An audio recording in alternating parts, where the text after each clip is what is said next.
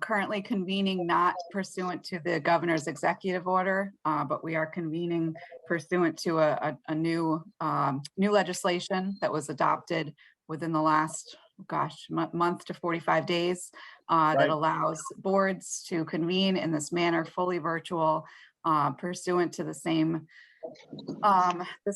procedures that were in place when the executive orders were effective. And this legislation is effective at this point through the middle of January, and we'll see if it gets extended. But that's the procedural posture under which we're convening tonight in a virtual method. Okay, thank you. So we'll call the meeting to order. This is Tuesday, October 5th. And our first item is an informal appearance. This is an informal hearing for Reichman, 1267 Hardscrabble Road. This is an application for a site development plan approval, wetlands permit, tree permit for addition of an indoor spa pool. We last heard it in July. Okay. So when we last met, one of the things we left for the applicant to do was to look at alternatives, and the material suggests that that has been done in a fairly exhaustive manner, and we have all that information before us.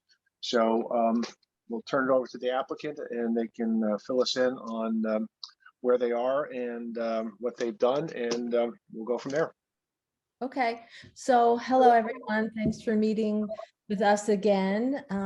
We're anxious to hear what you have to say about our plans now. We took your suggestions from last time and we took a hard look at 5 different locations, as we will show you. If you want me to show you, I can share my screen. That would be terrific, yes. Okay, I just wanted to give a little overview. I just wanted to say a couple of things to start. One is that I would really like it if you could keep in mind that this isn't just a recreational or cosmetic thing that we're trying to do.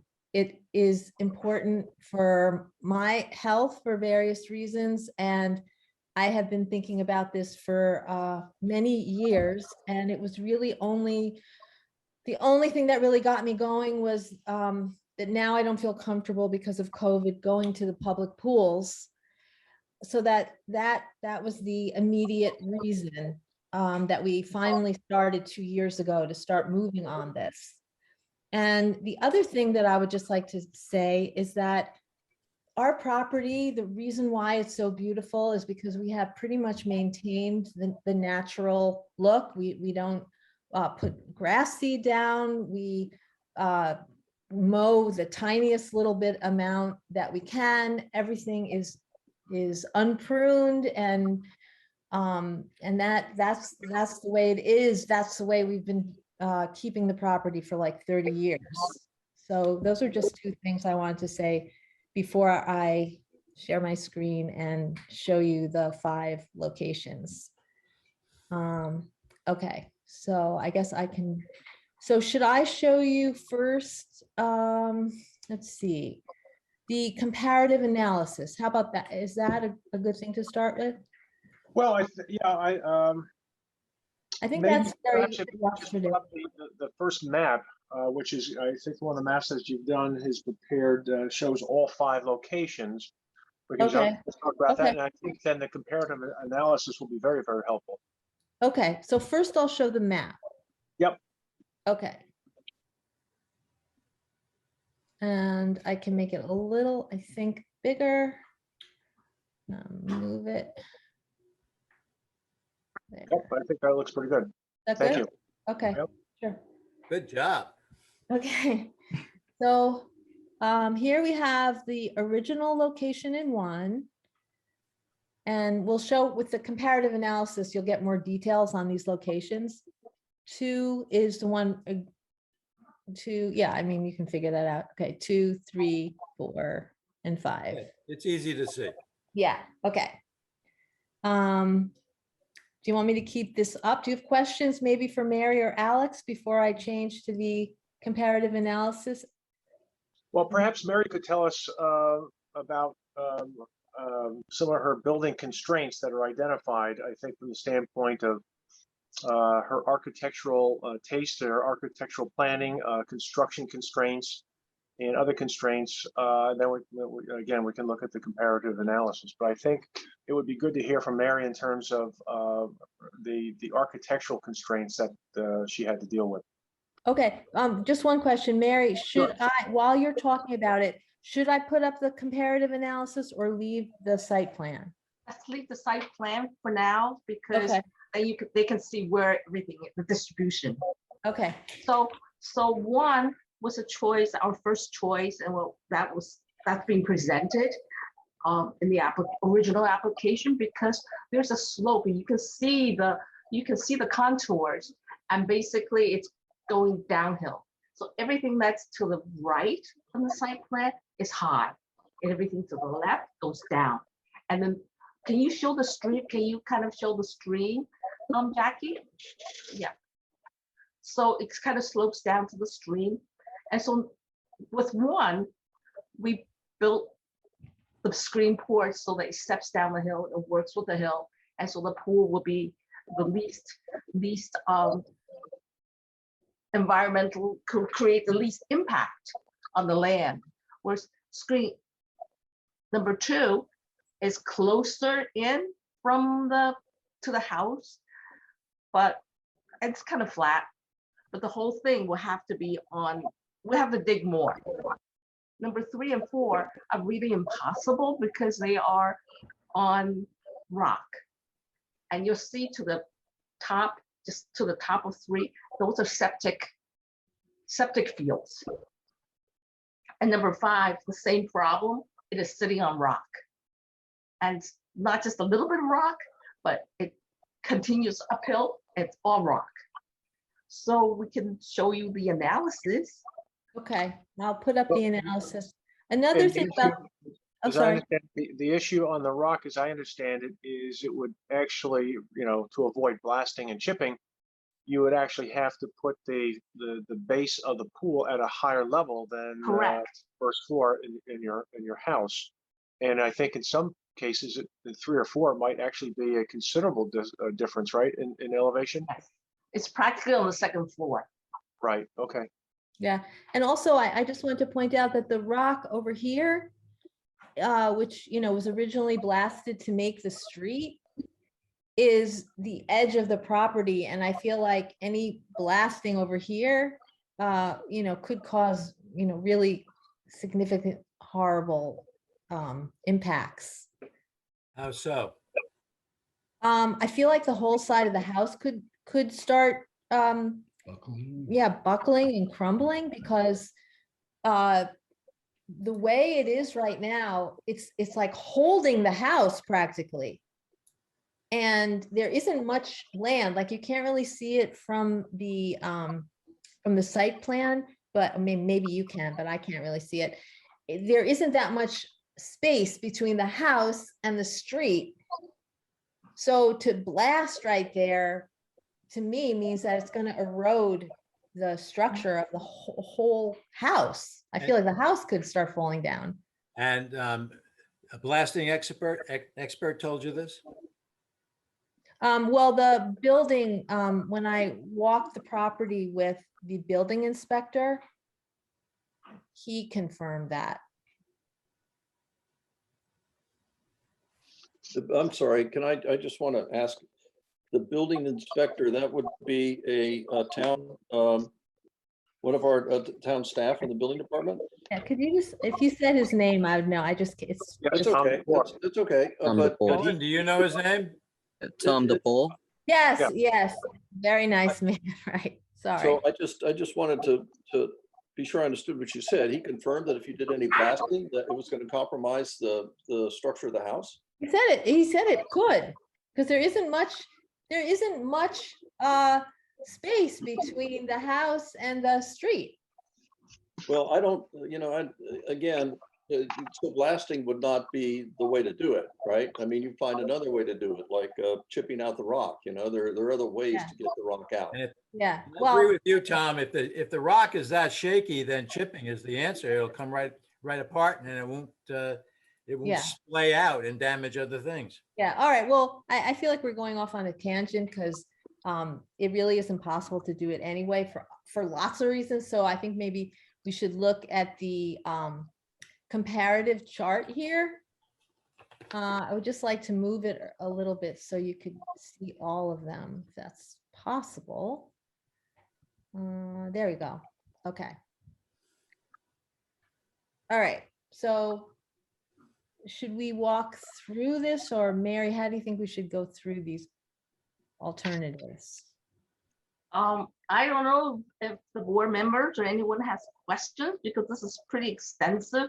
And it's Yeah. all kind of laid out there. So you might want to raise some questions there. Yeah, it And goes that on. might be easier. We'll just address your questions rather than repeat everything or read it to you. It's your preference. Well, I think one thing that I wanted to bring up was that on page 30, which is number 8, as has already been alluded to, I don't think we would ever be looking at blasting. This would be chipping at worst. So it wouldn't be, that kind of a draconian impact to the neighborhood or to the property. Yeah, okay, but But nonetheless, we understand that, chipping is still in and by itself an impact, and also noisy and also expensive. So that's okay. I had another question for you, as long as we're doing it by questions. And that was, there was a mention here on page 33, line 19. Would you tell us about pool drawdown management? That's not mentioned in the other categories, but what pool drawdown management would you have with this? I think it's 6 inches. It's 6 inches of water. When in the wintertime, you want to draw down the pool and you can close it for the winter season. And So that comes out. You wouldn't use this during the winter? This room? No, because it's a screen porch. It's not an enclosed. Oh, it's not going to be enclosed. Okay, I misunderstood. Okay, thank you.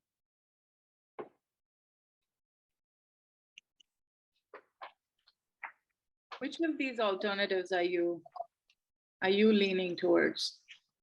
so the alternative one, which was our original one, for a lot of reasons is the most preferable.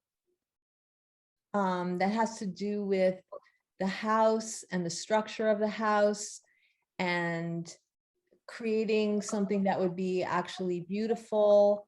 And what else, Mary? It's really the best use of the property.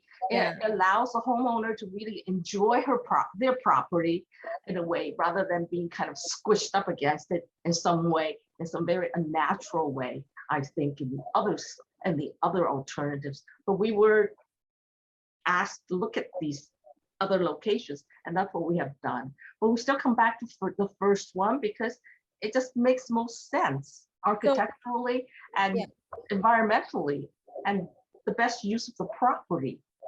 Yeah, so like as Mary's saying, it's like, I'm sure, we've talked about this ad nauseum, but our property is in the corner of a triangle, and the most of our property is woods, and the woods would be what this screened-in porch would be facing. So it would be really beautiful, and it would be a screened-in porch that would really add to the house, whereas the other locations, I mean, there'd be like no reason to go there. You wouldn't have a screened-in porch in those areas.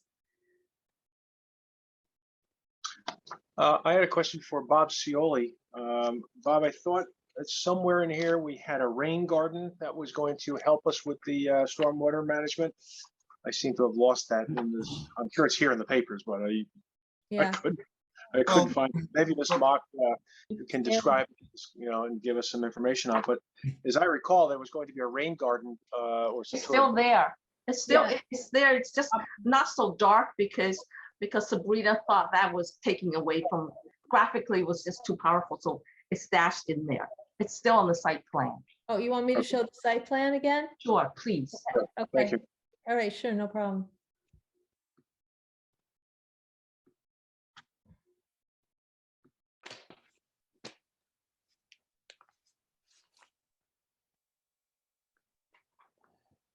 Okay, so where is that? Wait, I only make it bigger. Existing. Oh, where did it go? Well, this is Oh, it's here. sort of my question. Oh, no, that's because, no, it's there, it's there. Maybe it's on a different map. Yeah, it's a different. Robert, to answer your question, I believe, Dennis, the rain garden was for water quality in this particular case because of the wetlands, Dennis? This is an earlier site plan. I'm So- sorry. You have to, My comments were just related to whether to count or not count the rain gardens as quote unquote mitigation for wetlands. If they want to put in rain gardens and they're serving another purpose and it's positive, I'm not going to have issue with that. I was cautioning on, using stormwater control and treatment, as also a credit for wetland mitigation. That's not really what I'm comfortable with, and really not what is typically even considered that type of credit at other regulatory levels. So that was just to clarify that.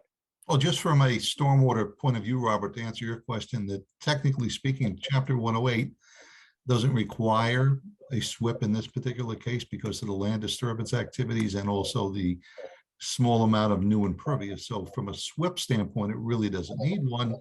The only thing that would be required is generally by wetlands, we always require, Dennis does anyway, some sort of mitigation for the drawdown, which is 6 inches times the area of the pool. So that's the only thing you would either have a rain garden for or a subsurface structure. Okay, great. Thank you, Bob. Sure.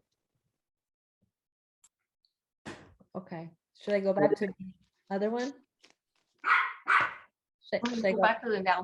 The rain garden shown on A1 of the site plan. That was just the sketch. Yes. Oh, But I think if it's not required, then maybe it's unnecessary to disturb the Labor area the and install it. As you mentioned, we don't need it. So, and we're not getting any credit for it from the wetland perspective. So maybe it's just the best way not to have it. Dennis, what are your thoughts on that?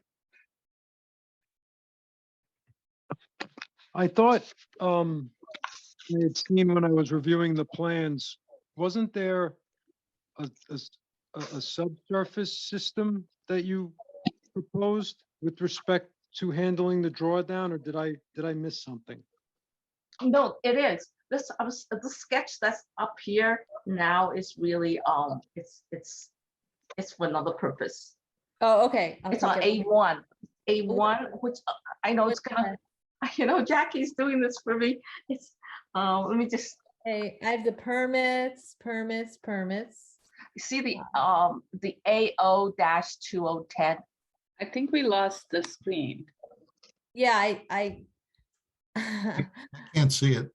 I renamed, I don't know which one that is, Mary. It's the bottom says AO-2010 S&T. You see that one? The combination, the revision 2. You see that set of files? It's also on A1. It is on A1. Yes, Yeah. it's on A1. Yeah, it's on A1. I see it. I So think it's because the exactly- file is so fat, it might not have come in as a PDF. You have to A1. know. It's on A1. And Under the planning board, you guys see it on A1 on the I site see it on plan? A1. yes, and that's exactly what it was when we first looked at it. So I don't think it's changed. A1. I don't It know. seems to me that if you do have this drawdown situation, that, you really ought to have the garden there. But Yes, it had to move because, anyway, because it's a better place. But it's still in there, and the infiltration system for the drawdown is in there too. It's on there too on A1. Okay, as long as you can see it.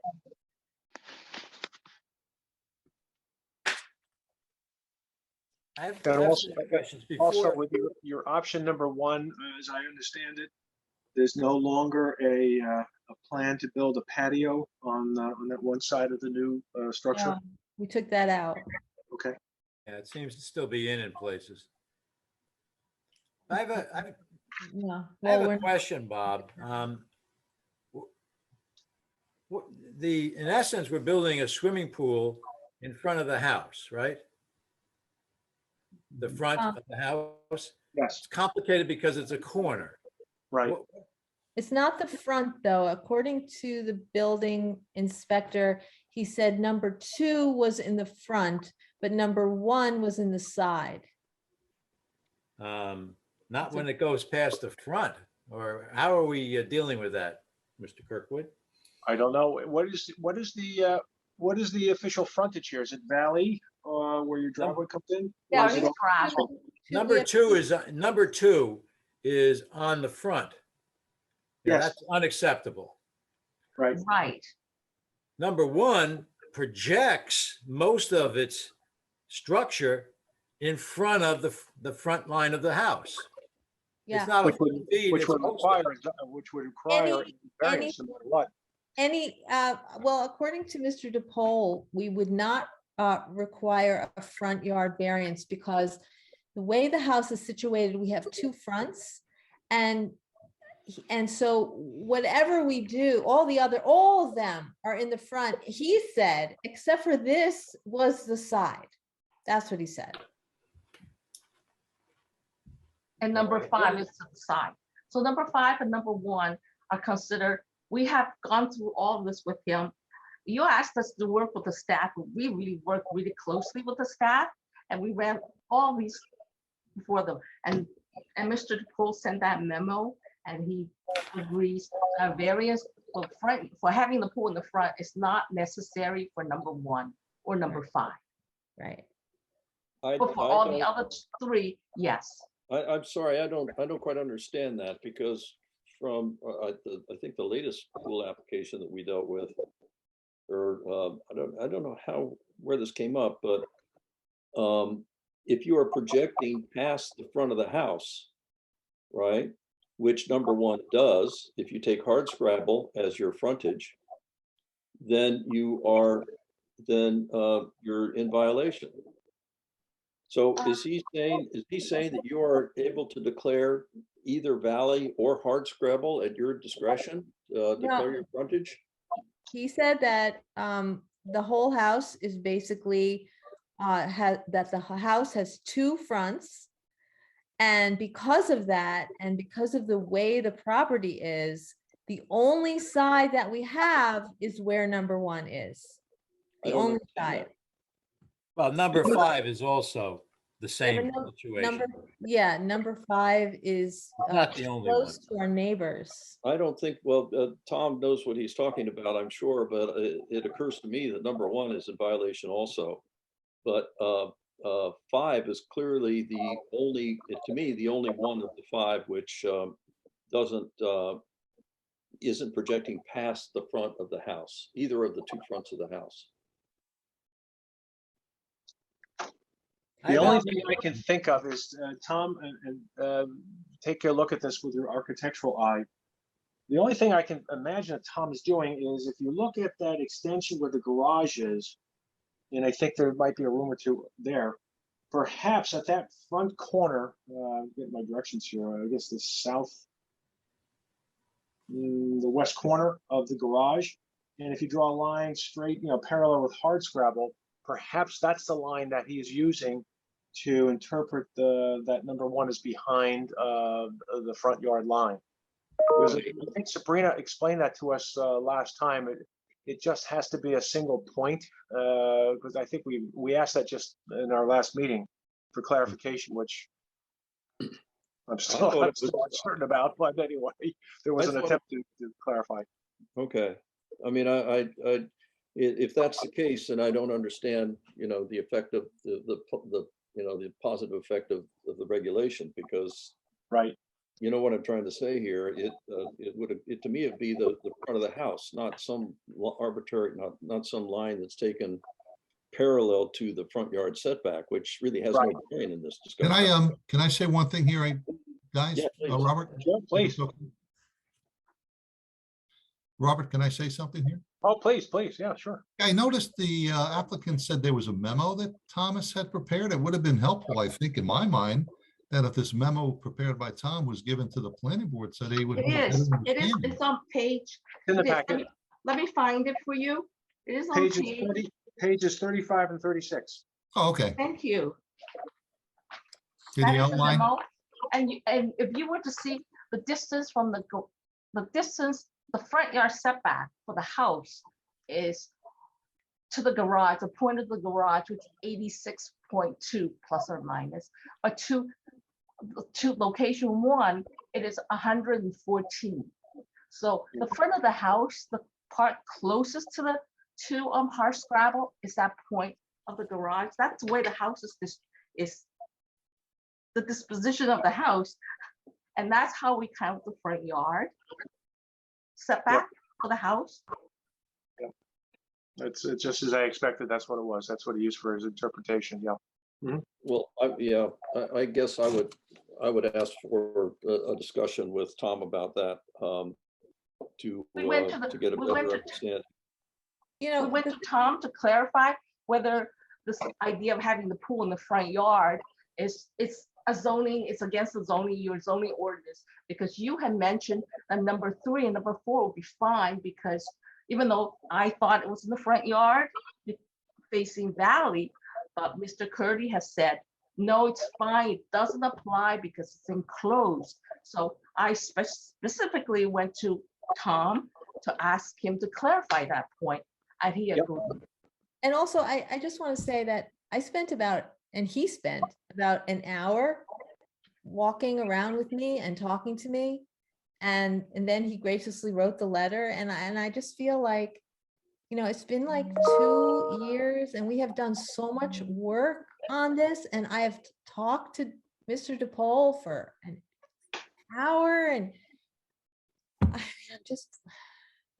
And it seems to me also, I saw in here that you have, and I'm not sure who the neighbors are in terms of the location, but you did attach a number of letters from neighbors who indicated that they did not have an objection to the location, so that if it did have to go to the ZBA, I can't imagine that there would frankly be a problem. Well, Bob, to that point, the neighbor most impacted by this does not seem to be included in those letters.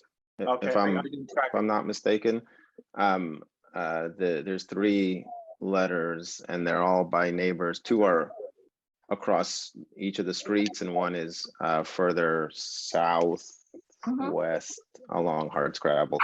The 96 Valley Lane neighbor, which would be the most impact, is not included in that. So which would also be the most relevant, I think. But getting back to the Tom DePaul letter, I defer a little bit to the board members that have a little bit more history on the board, but this letter seems extremely unusual to me. Does Tom do letters like this? I mean, it seems like he's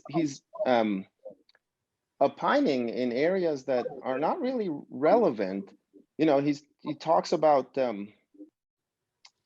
assessing each of the locations and talks about, natural light and car headlights entering and disturbing the enjoyment of the usage of it, which seems completely unrelated to the regulations associated that the building inspector needs to,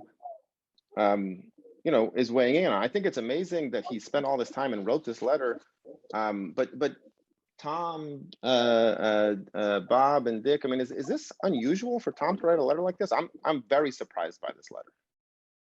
I've never seen one like this. Yeah. I'm very surprised too, because I had no idea. I talk with Tom every day, and I had no idea he met with them. I had no idea he wrote the memo. So I'm very surprised. It's unusual for me too, as well, to be quite honest. If you look at like location number 3, he says car headlights in the evening hours would also distract from privacy and enjoyment. It's like, No, I don't know how that's relevant to the building code and the zoning code. I don't know how it's possible, because number 3 is parallel to Valley Lane. And so the cars that go up and down are not going to spray much of their light in there.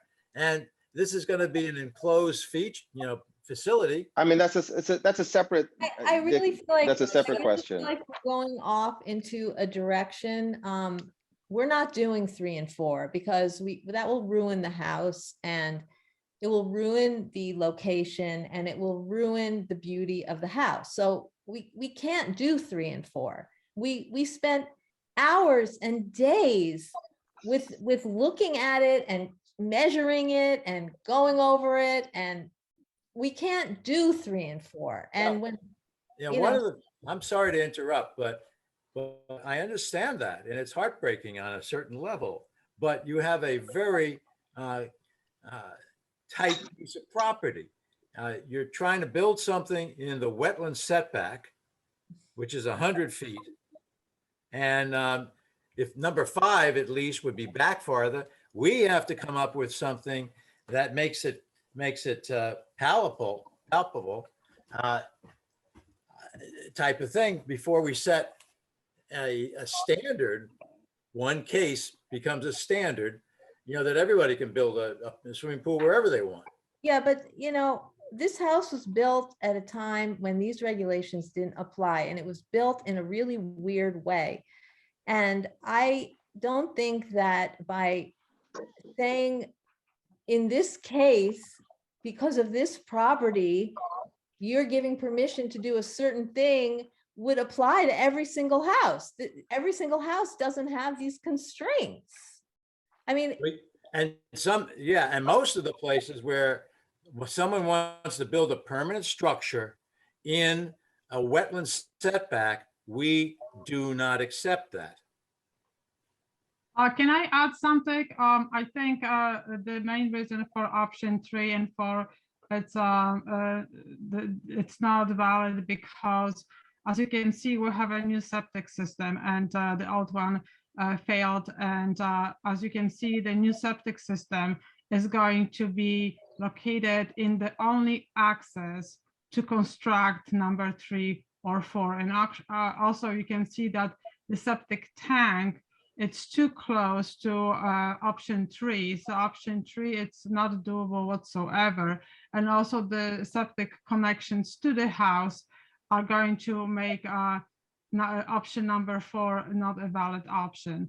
So that's what we were told by the septic installer and also heard from the building department. So I just don't think that from my point of view, there's no point in discussing 3 and 4. We're just sort of, I think, wasting our time if the applicant has no intention of doing those anyway.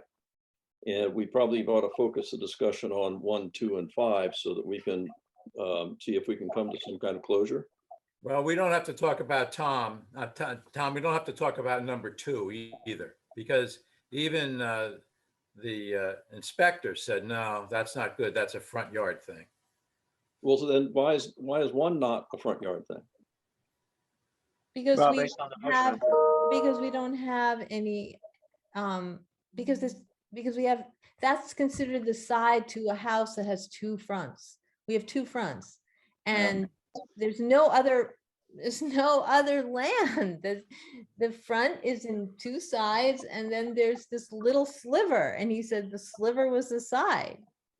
So, but okay, this is gonna be, I think, not a helpful discussion because I happen to I really disagree about 1 not being, the suggestion that 1 is not, if 2 is considered to be in the front of the house, it's not in the front yard setback, but in the front of the house, then 1 is, to me, is clearly also in the front of the house. So yes. I don't know how I get past that one. I still think that 2 would be, I happen to think that 2 is the best solution.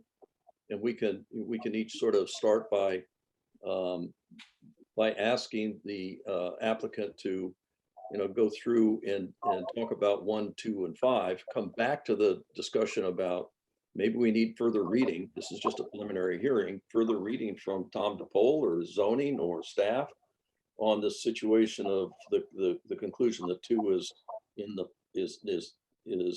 the front of the building and 1 is not. But excuse me, Mr. Curley, is it possible for your microphone to be place someplace else, I can't hear a word you're saying.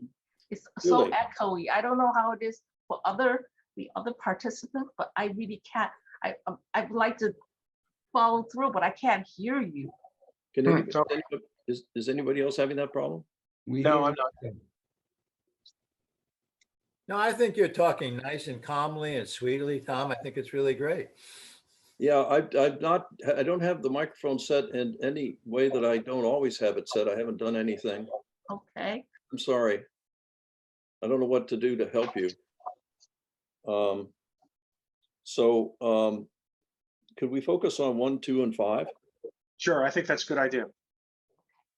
And I want to say that you have, thank you for doing this exhaustive work. I think you've done a terrific job of honoring our questions with regard to the various locations that we talked about. And I think that your comparative analysis is very, very helpful and very upfront. And for me, I have to agree that 3 and 4 are just really not feasible. I think 5 presents some problems because it is because of the size of the pool, and the pool structure is so close to your side yard property line that you may have a little bit of difficulty with ZBA getting approval for that. Well, And I'm also concerned about the neighbors who Eldad has quite rightly pointed out did not give you a letter of support.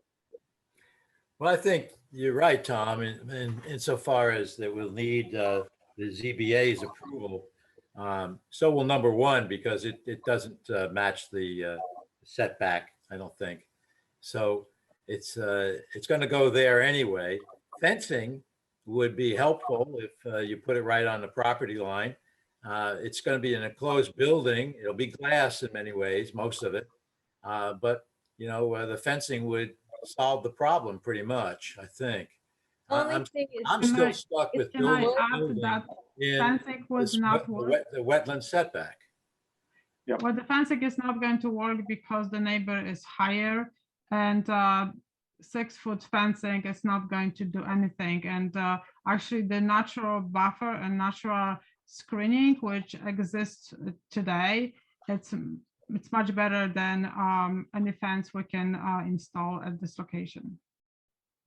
And then also the fence, there will be access problem around if any maintenance is going to be in the future needed. We have barely 5 feet, even less, for painting or maintaining, or even if there's a need of walking around the house. You mentioned in here as a problem for 2 and 5, and that is moisture coming into the house. Can we talk about that and why that's different from number 1? I think it's really an architectural issue. Number 1 is kind of connected in a very small way to the house, so it's not attached. It doesn't share a wall with the house. It doesn't share a large part of the wall. It only shares like a doorway. Right, but why couldn't you use a doorway for number 2 or number 5 in a similar fashion, even though there's more wall space that would be shared? I don't think the moisture, are you indicating? Because there are windows. Pardon? It doesn't just share a blank wall. It shares a wall that has all the windows and all the places for natural light to enter the interior rooms that you're attaching this pool to.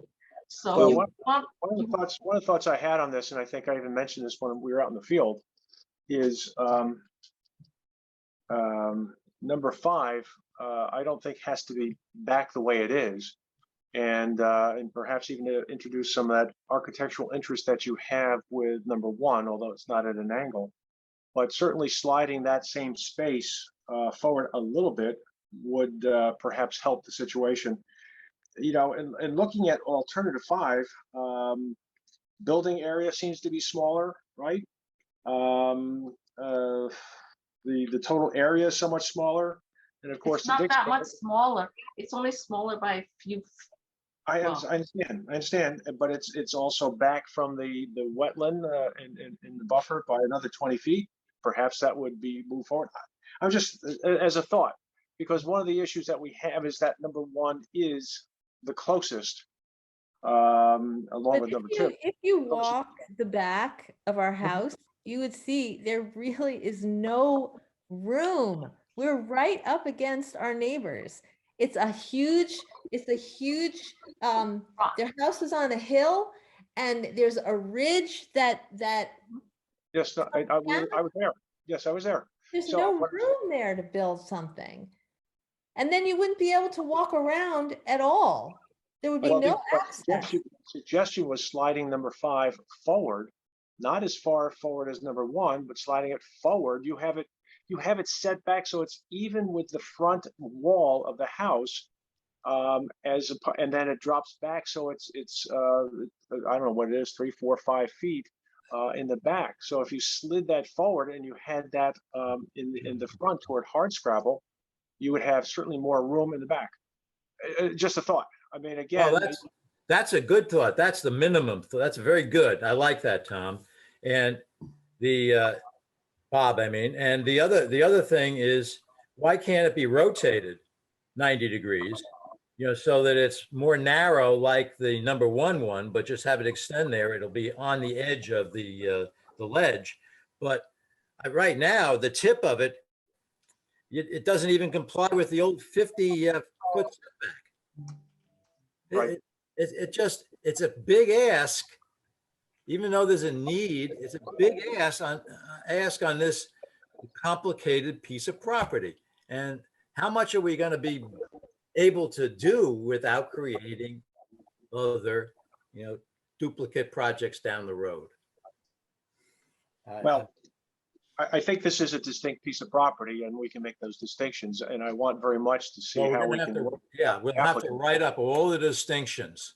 Yeah. But I think this is while it's a big ask in terms of wetlands, it is really, a very good use of the property and something that is important to the owners and the applicant. And I think Eldad said last time, we really want to find a way to say yes in a way that is acceptable to the applicant, in a way that we feel that we're not going too far with what we always do up here. And so one of the thoughts I had was just pushing 5 forward. I personally don't think 2 works very well. And so it's either 1 or 5. And I think rotating is another possibility. But as far as I'm concerned, some sort of amendment of 5, pushing it back a little bit, or pushing 5 forward is perhaps the way to look at it from my Mary, perspective. can you speak to that? Do you have any idea about that? It's pushed back because remember there's a maple tree that everyone was quite concerned about that we haven't mentioned now. Mhm. And so when you push 5 forward, well, that's why the 5 is where the 5 is, so that tree. But 5 doesn't have to be back as far as you've got it on the plan right now. And my suggestion is that you can move it forward, still protect the maple, put in your holly, and could be quite handsome. But again, and then moving your corner away from your neighbor, and giving you a little bit more of an area between your property line and the proposed structure. When you look at the map and you can see the difference between 1 and 5, and you're saying slide number 5, the other reason why actually 1 is the shape it is and the location it is, because it fits in natural contour of the land. And we don't have to chip the rock, and chipping it's actually not only very destructive to the natural environment and trees in a vicinity, you basically can damage the root system and change even hydrogeology of this area by chipping.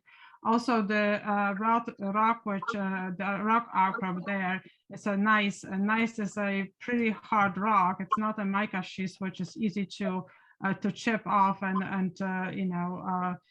make little pieces out of it.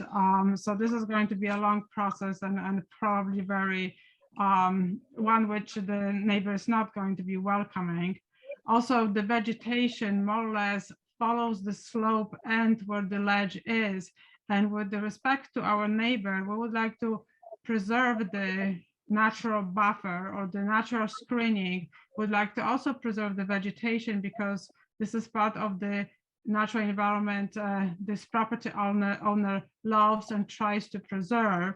And also, again, if we're talking about the low impact development, number one is the low impact development is going to be built over the lawn, over the relatively level area, is going to require no ledge removal. And we are mitigating for this more than we have to. And on the top of all this mitigation, which exceeds what our minimum is, we're also offering that the lawn is going to be maintained in organic way. This means that there will be no chemical ever washed to the stream. And also in terms of in terms of nutrients, we're not going to be using the synthetic nutrients, which are not being very absorbed by the soil and running with stormwater very easily. But we're going to be using compost and organic nutrients, which are going to add the organic material, absorb the nutrients and keep the nutrients in the soil and release to the plants as needed. So we're thinking that this is going to be a lot of restoration. And if we avoid number 5, we can preserve all the existing vegetation in this area. And those shrubs really matter for the screening and all those environmental connections which the greenery provides to the wetland. And if you can just look at the other section of the property, which you don't even see on this map, this is all naturally wooded and maintained naturally, as Jackie said. And the only little lawn area, Jackie, can you show with your arrow how little lawn you're maintaining? Now that's the stream. No, even less than, no, you're hovering over the stream. Oh, no, it's like just here. Yeah, this is all lawn she has. And now not only the new addition is going to be replacing the lawn, so this is not going to be a huge loss, but you as a town going to be gaining all these new plantings and buffer restoration and trees. And with our holly, which we are proposing, this is going to be filled in the only little gap which the neighbor can see through and see the addition. So this way we will be able to satisfactorily screen this area and make sure that the neighbor is not going to lose their privacy. So this is not only to respect to the neighbor, but also the best solution for the nature and the lowest impact development alternative we can offer. Thank you for that explanation. I just want to understand it. I mean, it seems like 1 and 5, if we are talking about pushing 5 forward, and we can also look at 1 and push it back a little bit, if that's possible. I don't know how it. No, actually, it's not. Thank you for thinking this way. But what the holly is, this is a little ball, which is kind of the ledge it's dipping in, and it has some soil which we can actually plant the holly. And this is the only location. And actually, it's an important location because it will fill in the gap for screening also. And if we move farther, then we're not only going over the ledge, and this will just we'll have to change the entire setting of the level of the floor, but also we'll start eating into the vegetation, and we would like to preserve it because it is important. You're asking us to plant more shrubs, but then at this end, you're asking us actually to take them out. And obviously those well-established shrubs are more viable environmentally than the ones we will plant because they're going to be smaller than the ones which exist here. Okay. Well, I appreciate all the thoughts about environmental. I think that those are good thoughts that we have to always consider. If we did move one way back, or if we spun 5, we would save the really wonderful Japanese maple, that has to come down because it's 10 feet of root work around it. And that's going to ruin a really good environmental feature of this property. That's a shame too. So we have a lot of choices here as to where this can be done. It's a Well, contracted I piece of actually would like to property. address the maple, and I appreciate that you see the beauty of this tree, but unfortunately, the only thing this maple offers is the beauty. And yes, I wouldn't say that it doesn't absorb some of the stormwater, protects the soil as every other tree. However, this species, it's very aggressive environmentally and replaces our native species, and doesn't really have any native species using it. Nothing eats the seeds, nothing enjoys the leaves. This tree is basically dead for the environment, and it's useless in our area. In some areas, actually, those maples are getting invasive, and even in some areas of the United States, it is considered to be an invasive tree. So I wouldn't say that this is a viable tree and a huge loss. And if you walk to the side, you can see that we have, I wouldn't say 1,000, but at least 50 little saplings and smaller Japanese maples growing around. That's how aggressive it is. It just has millions of seeds and seeds everywhere, and you can have more of them if you can wait a little bit. It's not going to be a loss. And actually, we have one of those in the front a little bit farther, which is going to be preserved. So it's not going to be the only Japanese maple in town, which we're going to be all praying for. The one that Alex is talking about is right here. It's almost as big as the other one.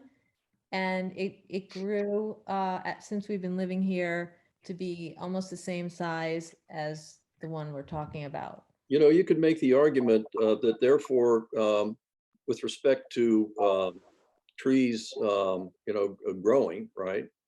Put the Japanese maple discussion aside for a minute and say, well, gee, there's another tree growing over here. Therefore, we can take down, a tree. If that were the case, we wouldn't have a tree ordinance. There'd be no point in having one. So I think that we ought to try and focus the discussion. I think that the discussion about it being an invasive species, I'm not entirely, it may not be a species which is natural to the area, and maybe in a certain way it's invasive, but this would be the first time I heard that it was so invasive that it needs to be dealt with, and needed to be taken out. I mean, it's not the scale of a Norway maple or any of the other species which are really a problem. So, and to say that, well, gee, it's too bad it's beautiful, but that's not enough. I mean, for me, that is definite. That is, I'm sorry, don't interrupt. For me, that is definitely enough to keep it. And to say, well, we have another one on the property and other ones are growing over there. To me, this is not a convincing argument. My interest is in saving the tree. And I still don't understand for my purposes, why we are so quickly being dismissive of alternative 2. And the reason I want to talk about that one, if I may, is it has none of the problems associated with 1 and 5, the adjacent property owner who we have yet to hear from.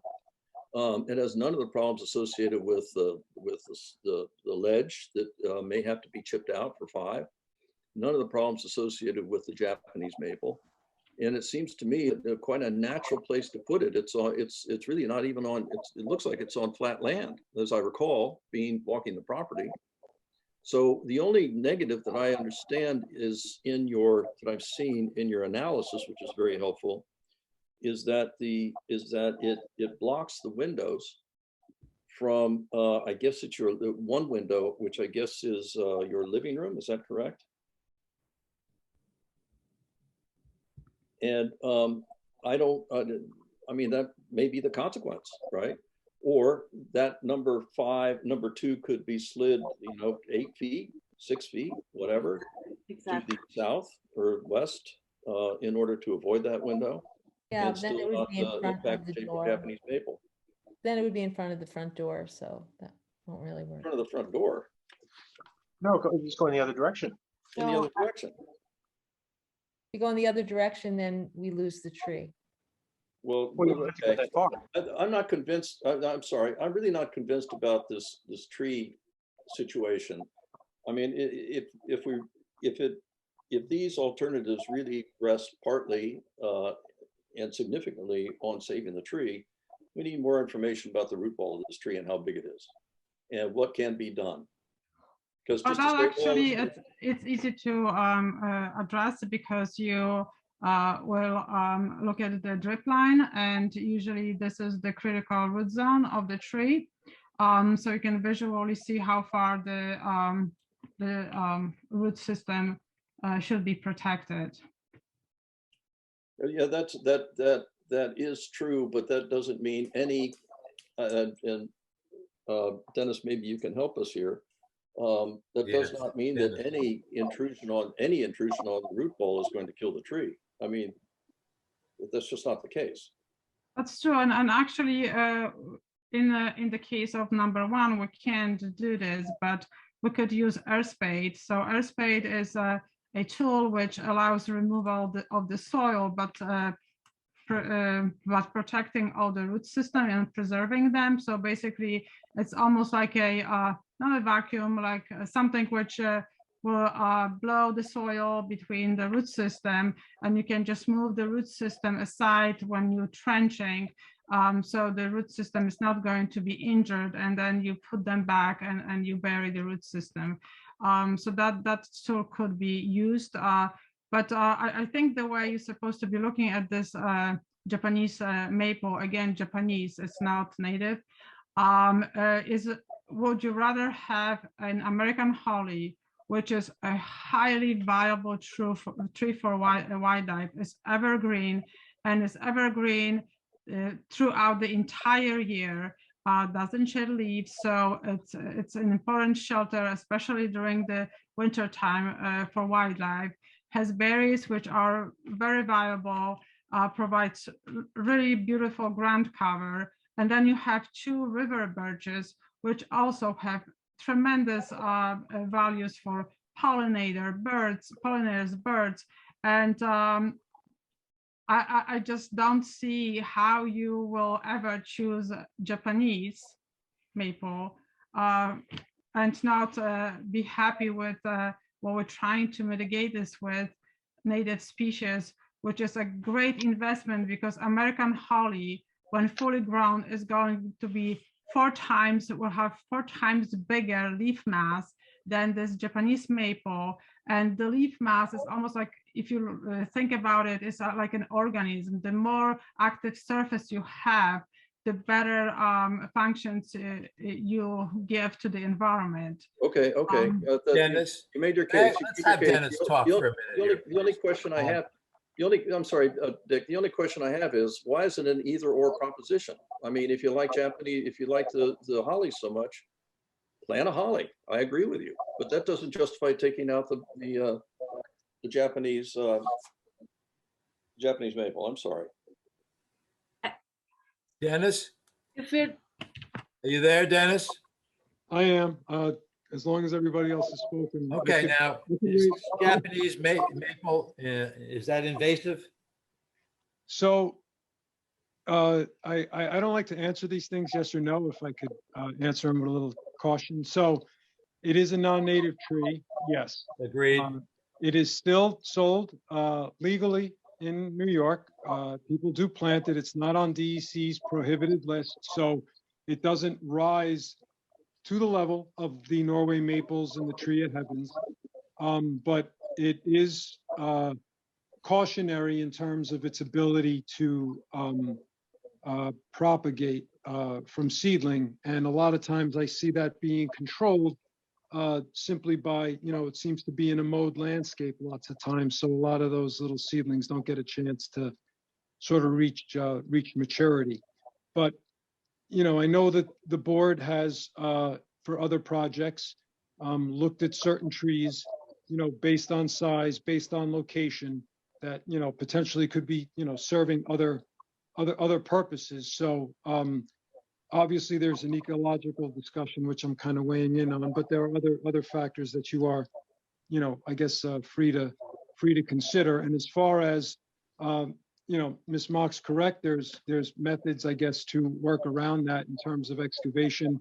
And there's also the reality of people who, you know, look to redo driveways and patios, and they just take the pickaxe and chip away at the root that happens to be in the way. And then they, you know, put in the driveway, put in the patio, and the tree's there for another 20 to 40 years. So it's a little bit of everything, you know, depending on how much. And how long would it take the holly tree to reach maturity? I don't think I'd be around to see it. Pardon me? I don't think I'd be around to see it.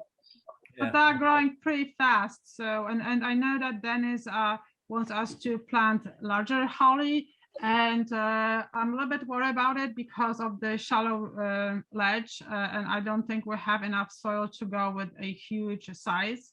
So I'll be cautious about it, and I will just stick to the one which we are proposing, because per my soil borings, this is the perfect size for the small area we have the opportunity where the tree could be growing happily and be successful. Do we have, other than the tree, our other objection is that it's within the buffer? Well, it's number one, I think the other issue is we're concerned about the impact on neighbors. So if you look at the grid, the only one that seems to have no impact to neighbors is number 2. Yeah, but if Front yard. It's a front yard project. no, and also if their living room windows are opening into that structure, obviously that's not. Yeah, I agree. That's right. Yeah, but it seems to me that we are talking about a couple of feet of one sliding back or 5 sliding in front. Is that right? Yeah, it's more like tens of feet. Not a 10 couple. or 10? Okay. Well, 10 or 20. Yep. And particularly since we encroach upon the 50-foot former wetland setback, which I think that has to change. That's a 5-foot change that has to happen to satisfy me. That's amongst other things. How bad is the 5 to 10 feet push back of one for you guys? If number 1 pushes back Uh-huh. 5 feet, will be I mean, closer. just where it is, it's just parallel. So it's not affecting your holly. It's actually saving your Japanese maple. You're pushing it back by, I don't know, 7 to 8 feet is how I'm seeing it. Oh, it'll On the plan? take more than that to save the, I mean, the Okay. root ball's bigger than that. So it's, okay. Yeah, I guess the question is, maybe it's between 15 to 18 feet, which would mean that you're getting closer to what Property line. That's what Bob said about turning 5 and moving it up front. It's literally the same. so thing. what I'd like to suggest here is that we don't have enough information again about the size of this Japanese maple and the root ball, because we're talking about moving 5, you know, closer to it and moving 1 further away, and we just don't know, you know, where the line is. And so we might end up with something that looks like a compromise between 1 and 5 that actually might work okay, as long as there is sufficient screening from the neighbors. And in order to come to that conclusion, I just think we need a little bit more information from Dennis or somebody that says, okay, this is the line that you should not go beyond. Number 5 is practically square. So by turning it, it doesn't really improve it so much, but it just seems that we're losing so much more. Well, then perhaps you can change the shape of it. Excuse me? It's a pool that. is Perhaps you can rectangle. change the shape of it and take it away from being a perfect square. Number Well, one, yep. not a perfect square. We need to be also aware though, because as we do move it back up toward the valley, as has been pointed out, we do start to hit rock. And maybe Ms. Ting, if you could remind us, what is the depth of the pool? Because you are working with the slope right now and trying to drop the Right. pool in with the slope. So It's where is that 52 break point? Where is that break point? Because I think, what is it, 3 feet deep, 4 feet deep? It's pool? a little over 4. It's 4.5. Okay. So 52. What is that? 4 foot. So where can we fit it? Because to Dick's point, the pool itself within the structure, as you turn the structure, maybe we work again with the grade as you're doing with number one. I mean, I understand what you're doing with number one, and I think that makes good sense. And you do remind us that number 5 going all the way back is on solid bedrock. So that, Yeah, and it's too close to have the a higher pool, or you're going to do a lot of chipping. So we understand that. But to Tom's point, knowing where that break point might be, if we can fit this in here for you, and then leave you alone and get you guys to build this and put your pool in and start to exercise. But this is the reason why one is where it is, because we did actually consider everything. We considered the ledge, we considered the screening to the neighbor, we considered the depth of the pool we need.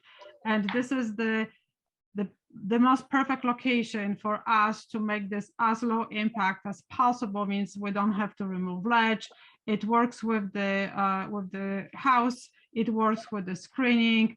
And the only downside is that we're going to lose the maple. And again, we would like to mitigate for the maple, and we're offering it. So what I'm hearing is that so you've done this exhaustive search through the alternatives. You presented 5 alternatives. In the material, you say 3 of them are completely unacceptable, 3, 4, and 5 ultimately. And really, 1 is favored. But it also sounds like in our discussions that you've for you, number 1 is it. So essentially, you're saying, please approve number 1, that you don't really want to come back to tinker with any additional alternatives, which is, that's perfectly fine in the sense that is your choice. And maybe in a sense, it's left to us to determine, well, the proposal is option 1.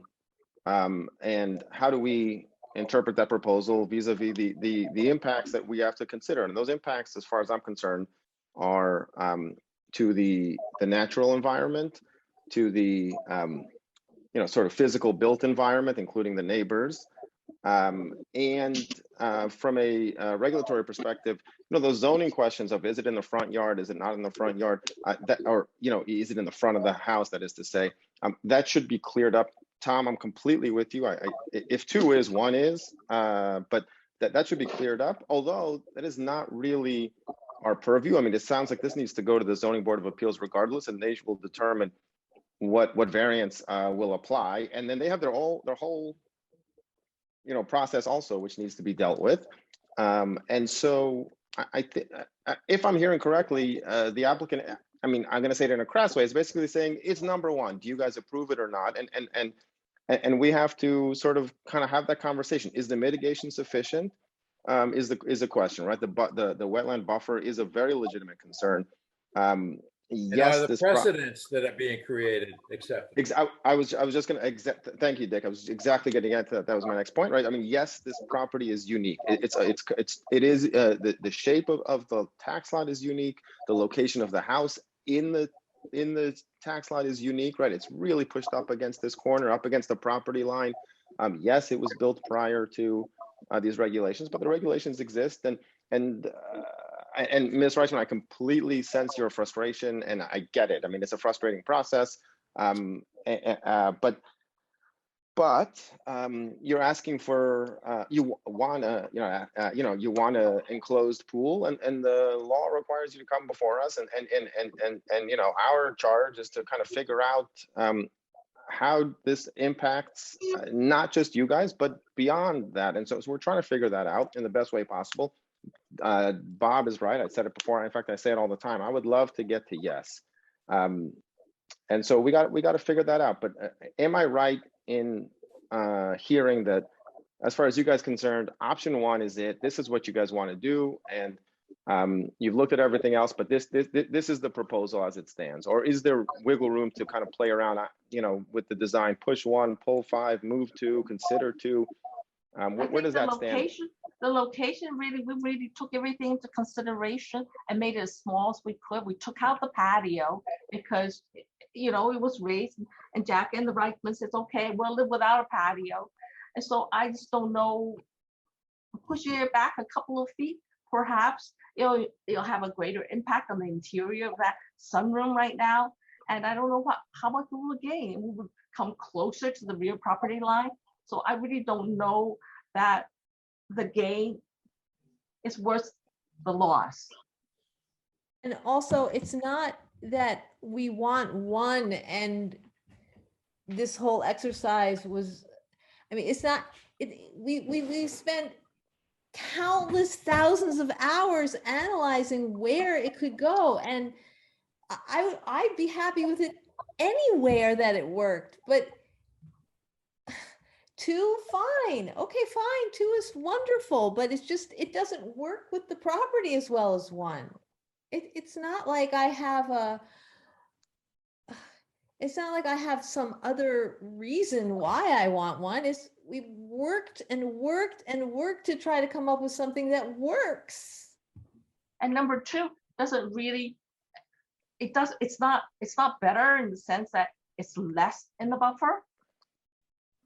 It's about the same size. It's just as close or just as far, but it will have a greater environmental impact because that's all. There's no slope there; it's flat, so we have to dig down. So I am hearing correctly. I think what So I am Eldad is hearing asking correctly. is, I think what Eldad's asking is, are you willing to go back and futz around with 1 a little bit so that it is trying to mitigate one or 2 of those 3 items that this group is trying to address. One is, but number 1 is in between 2 and 5, if you can see. And actually, this is the best location. And moving 2 feet this way, or even 10 feet this way or that way, again, if we move it back, we're going to have to chip the rock. We're going to lose some of the screening to the neighbor, which is very unfair, and this is a huge zoning issue. We're going to be closer and encouraging more on the zoning setbacks. And we're not going to be able to fit the American Holly because the location the American Holly is in is the only location. And actually this will fix and provide complete screening to the neighbor. So no, 10 feet this way or that way, it's not going to benefit anything. It's going to make it worse. And Well, again, I don't think we can still save this red maple. Well, let me offer this. Let me offer this thought from my perspective. I agree with Dick and Eldad and others over this 50 feet. That, believe it or not, really is important to us. And I really like the idea of the holly. I think that is a terrific idea. I think that is a great option, a great sample. My thinking would be I am probably less concerned with the maple than I've heard from others. Yeah. So I would, if that number 1 pulled back 5 feet and kept it at 50 feet over the old wetland buffer line, that would work for me. And if you have to pull the building up a couple of feet, 2 feet, I don't know, or even spin the pool inside your building slightly at an angle to make it work, that would work for me. I would support that. But I echo Dick's concern over this 50-foot wetland buffer. It would, in my opinion, set a very bad precedent. And it's not just a wetland, it's also, we've talked about this before, it's in the New York City area, it's drinking water, etc. And I know, people in this town have this this preference that they want their environment, they want their community protected and they want the rules enforced until, of course, they run into them themselves. But the 45 to 50 feet, I don't think it's going to make a major difference in your construction, but I think it makes a major difference for us in terms of precedent. That really becomes an enormous ask. It's in a I- 100-foot, we can work with that, but that would be my offer to. I see if you- understand. Excuse me, are you saying that if we maintain 50 feet, you would go along with one? If I chamfer, say we chamfer the corners and we missed it and we give you 50 feet? Is that what you're saying? That's what I'm saying. That's only one All right, person. we could do That's that. one voice. That is That's one just one voice. I would agree Excuse with that. me? I I'm can't. okay with that. That's one voice. So I'm very often voted out. So don't worry about that. I'm just telling you that's my sense on it. And Because again, I just want you to know that the American holly, this is the size of the space it needs to reach the full potential for regrowth. And if we move this back, then the holly is basically going to be growing into the addition, and it's not going to be fair for the holly, and it's not going to be fair for the Whoa, addition whoa, because whoa, you whoa. have no access. Oh, wait a minute, wait a minute. why is that? Why? How does that possibly happen? We're not moving the southerly line. No. That's why we can chop the corner. It's actually a better solution. But I'm just saying that moving back, it's not a good idea. Moving what back? The actual structure, the actual. Addition, the structure. Well, it's a good idea because I'm offering, within 50 feet, and I don't understand the difference on the holly because the holly's not going to move from the position that you could put it in.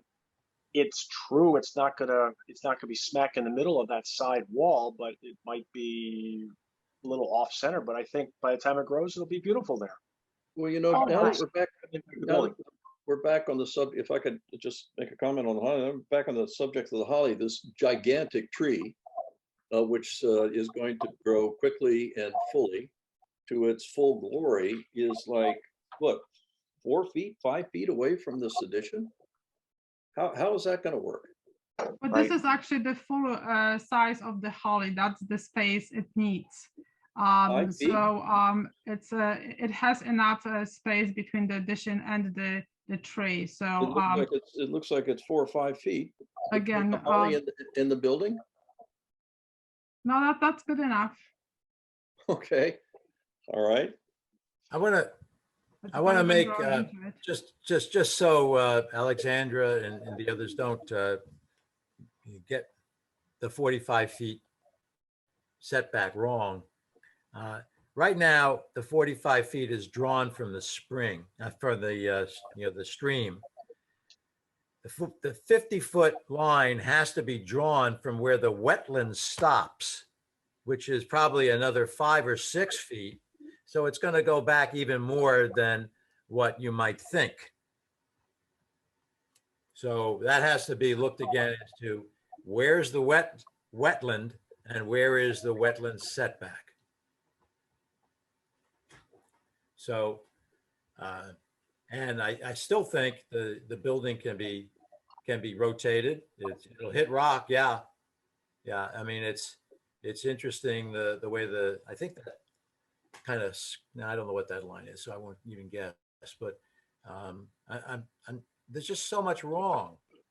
It's unfortunately it's a 1937 building, which I'm sure everybody in the family loves.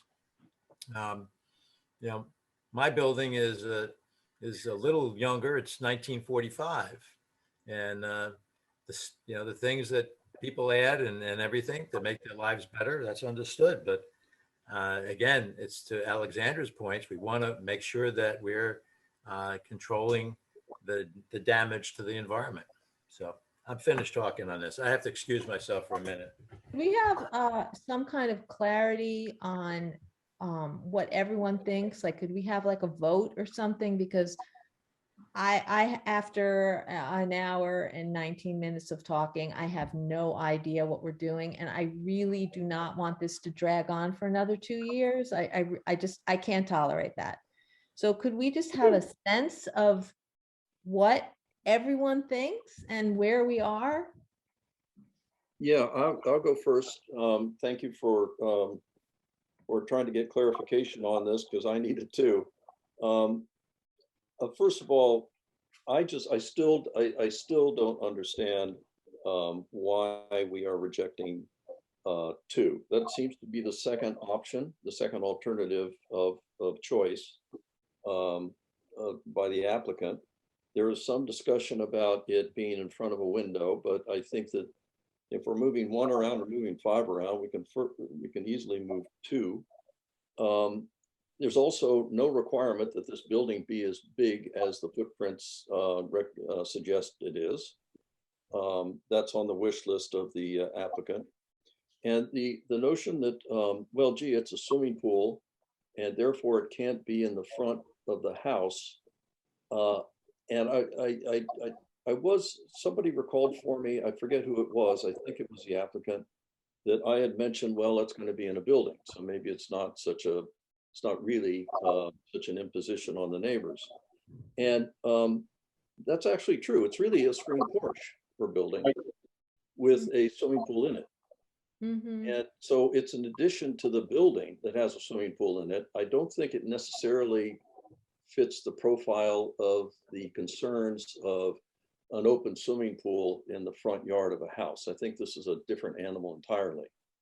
So for me, alternative 2, and I think its distance from the wetland is about the same as 1, maybe even be a little bit more, depending on how you draw the lines.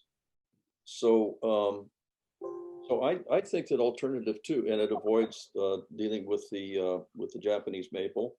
And if you want to put the holly in, put the holly in. And I think that 2 is really something that we ought to be looking at and discussing. With respect to the Japanese holly itself in this proposal, putting it that close to the building, I'm almost certain that holly is not going to survive subsequent property owners. That tree gets big enough that close to the house, it's going to come out because it's a problem for the survival of the roof. It will become a nuisance, and if the deep shade is going to give in there, perpetual shade in a swimming pool, screen porch swimming pool, it just doesn't make sense to me. So I would dismiss the holly as a bonus to the application. I suggest we try and save the Japanese maple, and I think 2 is probably the one that does all of those things the best. Tom? Yes. Question. By putting the building in front of the front part of the house, are you going to block the natural sunshine going into the house? Not if you don't cover the window. If you move it, It's going to have a roof, so it's going to block it somehow. No. No? Yeah. What you're looking, no, if you move it to the south, right? That addition that you, unless I'm mistaken. It's literally in the front of their house, so I don't know if you can do it where it is currently. You'd have to, I'm sorry, Kanan? I think you would have to move it closer to the one. You would still have to slide it because If you move it at all, the tree comes down. yeah, I see what you're saying. No, I don't see that. I mean, but okay. Measured it. That's just, we can make statements like that, but that's not supported by any facts on the ground here. We don't have that information. We measured it, right, Mary? We went with a. That's right. Measure, and we just And also we Can provided I detailed say something? pictures of every single addition and what's going to be affected. Also, the pictures show how visible it's going to be from the neighbor. So they were all submitted. The pictures of visibility from the neighbors are actually deceiving because you're taking it in the summertime when all the leaves are up. Wait 3 months, and all the leaves are down. It's a completely different relationship between the two houses, and that's 6 months of the year. So Can I offer something? Can I say something, please? Sure. Okay, the location 1 and that layout, that orientation of the building, I can do something with this so that it will not, so that there will be 50 feet of buffer setback from the stream or even from the wetland. Not from the stream, from the wetland. Yes, from the wetland. associated with the stream. On page 4 of the wetlands permit, there is, Alex has drawn in where the wetland is she has delineated the wetlands, and it's on page 4 of the appendix. It's really the second from the last page of the wetlands application. But with number 2, it's impossible because we're right up against the house and I can't cut off anymore. It is less than 50 feet from the wetlands. The wetlands is very close to the stream channel, but it gets wider as it goes towards the south. Did you see it? Can you see that? I mean, on your application, on your paper, or do you want us to try to find it? I have it. It's a Tom, blue line. I think your point that this doesn't really read as a pool makes a lot of sense. Even though the request is for a covered pool, the pool nature of it, it is a screened porch, and we need to think about future owners also. So there will be noise perhaps, but it's not an open pool. It is just an extension of the building ultimately, especially from like a visual impact. I guess to that point, the screened nature of it, is the screen on all 3 sides that aren't connected to the house? Or That's correct. It's completely screened on both, on all the proposed locations. All the exterior sides. Yes. Interesting. So in number 1, I have more to work with so that I can bring it in within 50 feet. I mean, I can 50 feet of the wetlands, but number 2, I can't. The pool won't fit. So, Ms. Reichman, you asked about kind of trying to take our temperature as to where we all are. We got a little off track there, as sometimes happens, as you noticed. Sometimes we get sidetracked with other issues. But from my perspective, looking at this, thinking about this sort of as a building extension, albeit with a screened pool in it, you know, I would love to know sort of what is, you know, the applicant's best proposal, taking into account distance, you know, the best you can do as far as distance from the wetlands, the best you can do with mitigation and sorry, you know, mitigation vis-a-vis the natural environment, and what is the impact on the adjoining neighbor. And I would also love to hear from them. I mean, that would be interesting, although I don't give, in general, just, you know, all power over to neighbors. I mean, neighbors change and all that, and but it would be nice to know, you know, their perspective on this. And I'd love to kind of see the kind of, you know, the best option that we have, given all the discussions that we have. And if it's number 1 as is, then so be it. If there are adjustments to be made, then we should see those sort of as like a kind of like a best and final, and you know, taking into account. I wouldn't ask, Eldad, I wouldn't ask for the best and final. I think we're the ones that determine what's the final. Yeah, no, I know what you mean, but I'm saying, you know, the applicant seems to be saying that they've considered all the alternatives, and there are very few that actually are acceptable to them, and that's fine. I get that completely. I understand why you would want to make certain choices, and some things don't make sense from a financial perspective, and then that's a choice also. And so that is part of this problem, I believe. Yeah, I think I like that, Eldad. I think I guess where we're probably going to come out is some sort of best solution between a merging of 1 and 2. That would be my guess. And if it's 2 and we have this interpretation from the building inspector, I think that we would be very eager to send a letter of support on any variance that might be required based on his interpretation, supporting the need that you would have for a variance for the front yard. Because I think Tom and Eldad have raised an excellent point. Maybe it's a pool because of the contents inside, but if we didn't tell anyone what the contents were inside, it would be a screened porch. And if you put a weightlifting set instead of a pool, it would still be just a porch. So because the pool is there, and I guess because we have this potential for the 6-inch drop down once a year, it's determined to be a pool, but it will not appear to be a pool. It will not function as such visually to the community. So I think we would be very happy to lend a letter of support on any application on that aspect for variance, as well as the other variances that you would need, because no matter what, you're going back for some rear setbacks. It doesn't conform, so you're going to have to get variances anyway.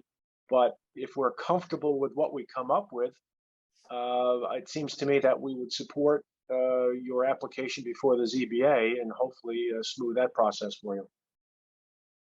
But when I was in communication with Tom, he said that he agrees maybe because it's covered and it's within a building, but that would not be, it's not like an open pool. But he said that's what the zoning says, and he can't, unless the zoning would go through and change the zoning regulation. He has to, excuse me? It's still a permanent structure, which is. It's still, it's because it's the pool. Yeah. I know, but the If I can, I think concrete is a permanent structure.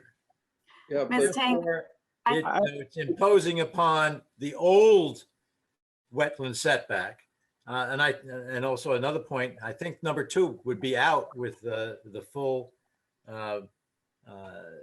letter from Tom, from what he had seen, because I think he said, no, that number 2 is not good because it's in the front yard or something like that. I don't remember. It would require a pool setback, pool variance. There's still I'm still confused on a lot of why we're doing this and everything, the way we're doing it. I understand why we're doing, the applicant would like to do it, but I'm still confused as to why we're having all this discussion at this point, because there's at least 2 major issues which the ZBA will have to address, and we have to decide whether we want to what kind of letter we want to write to the ZBA.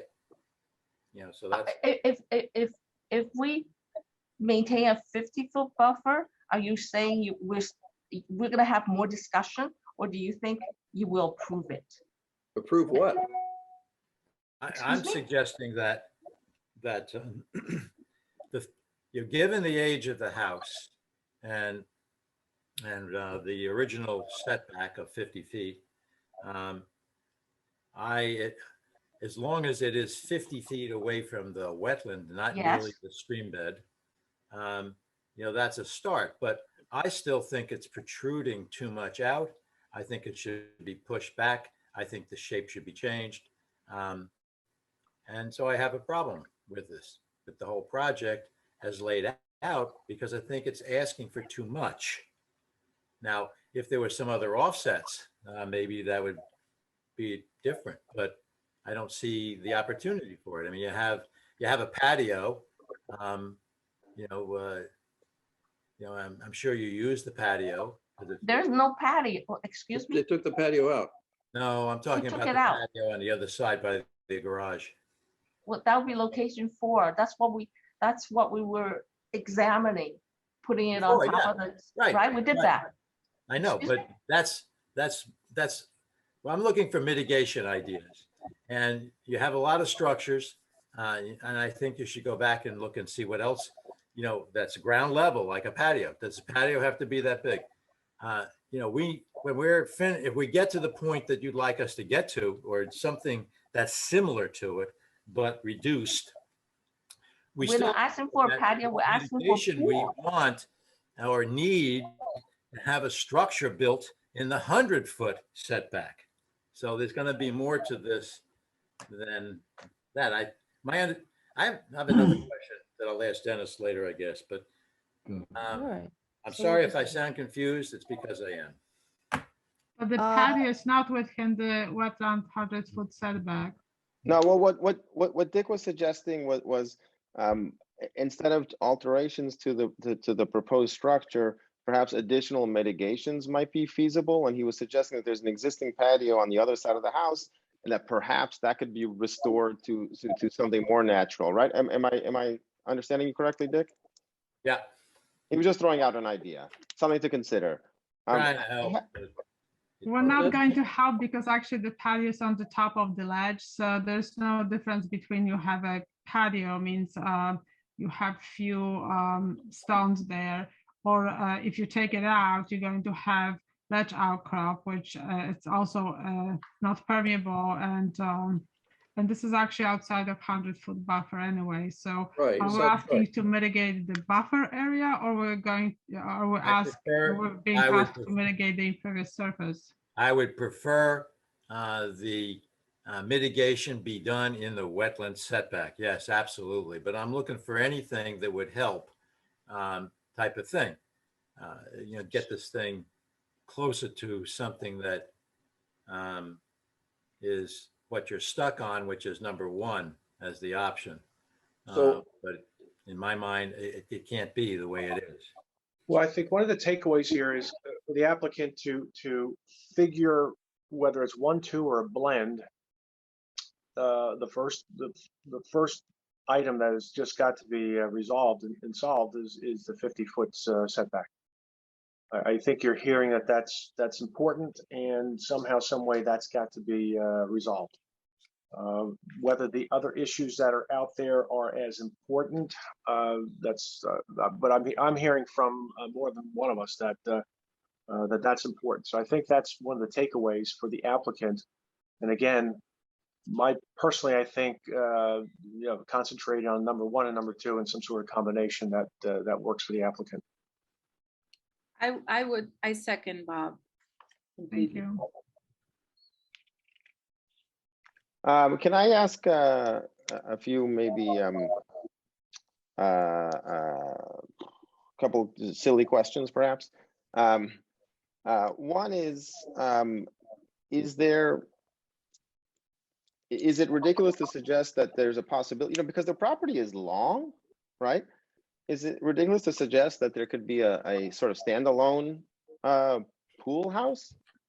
No, because there is actually the wetland boundary follows the stream and then goes here.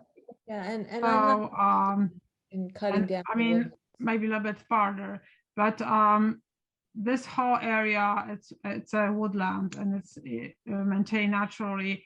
The lawn starts here, so basically this addition is going to be over the lawn. So this is the edge of the current lawn.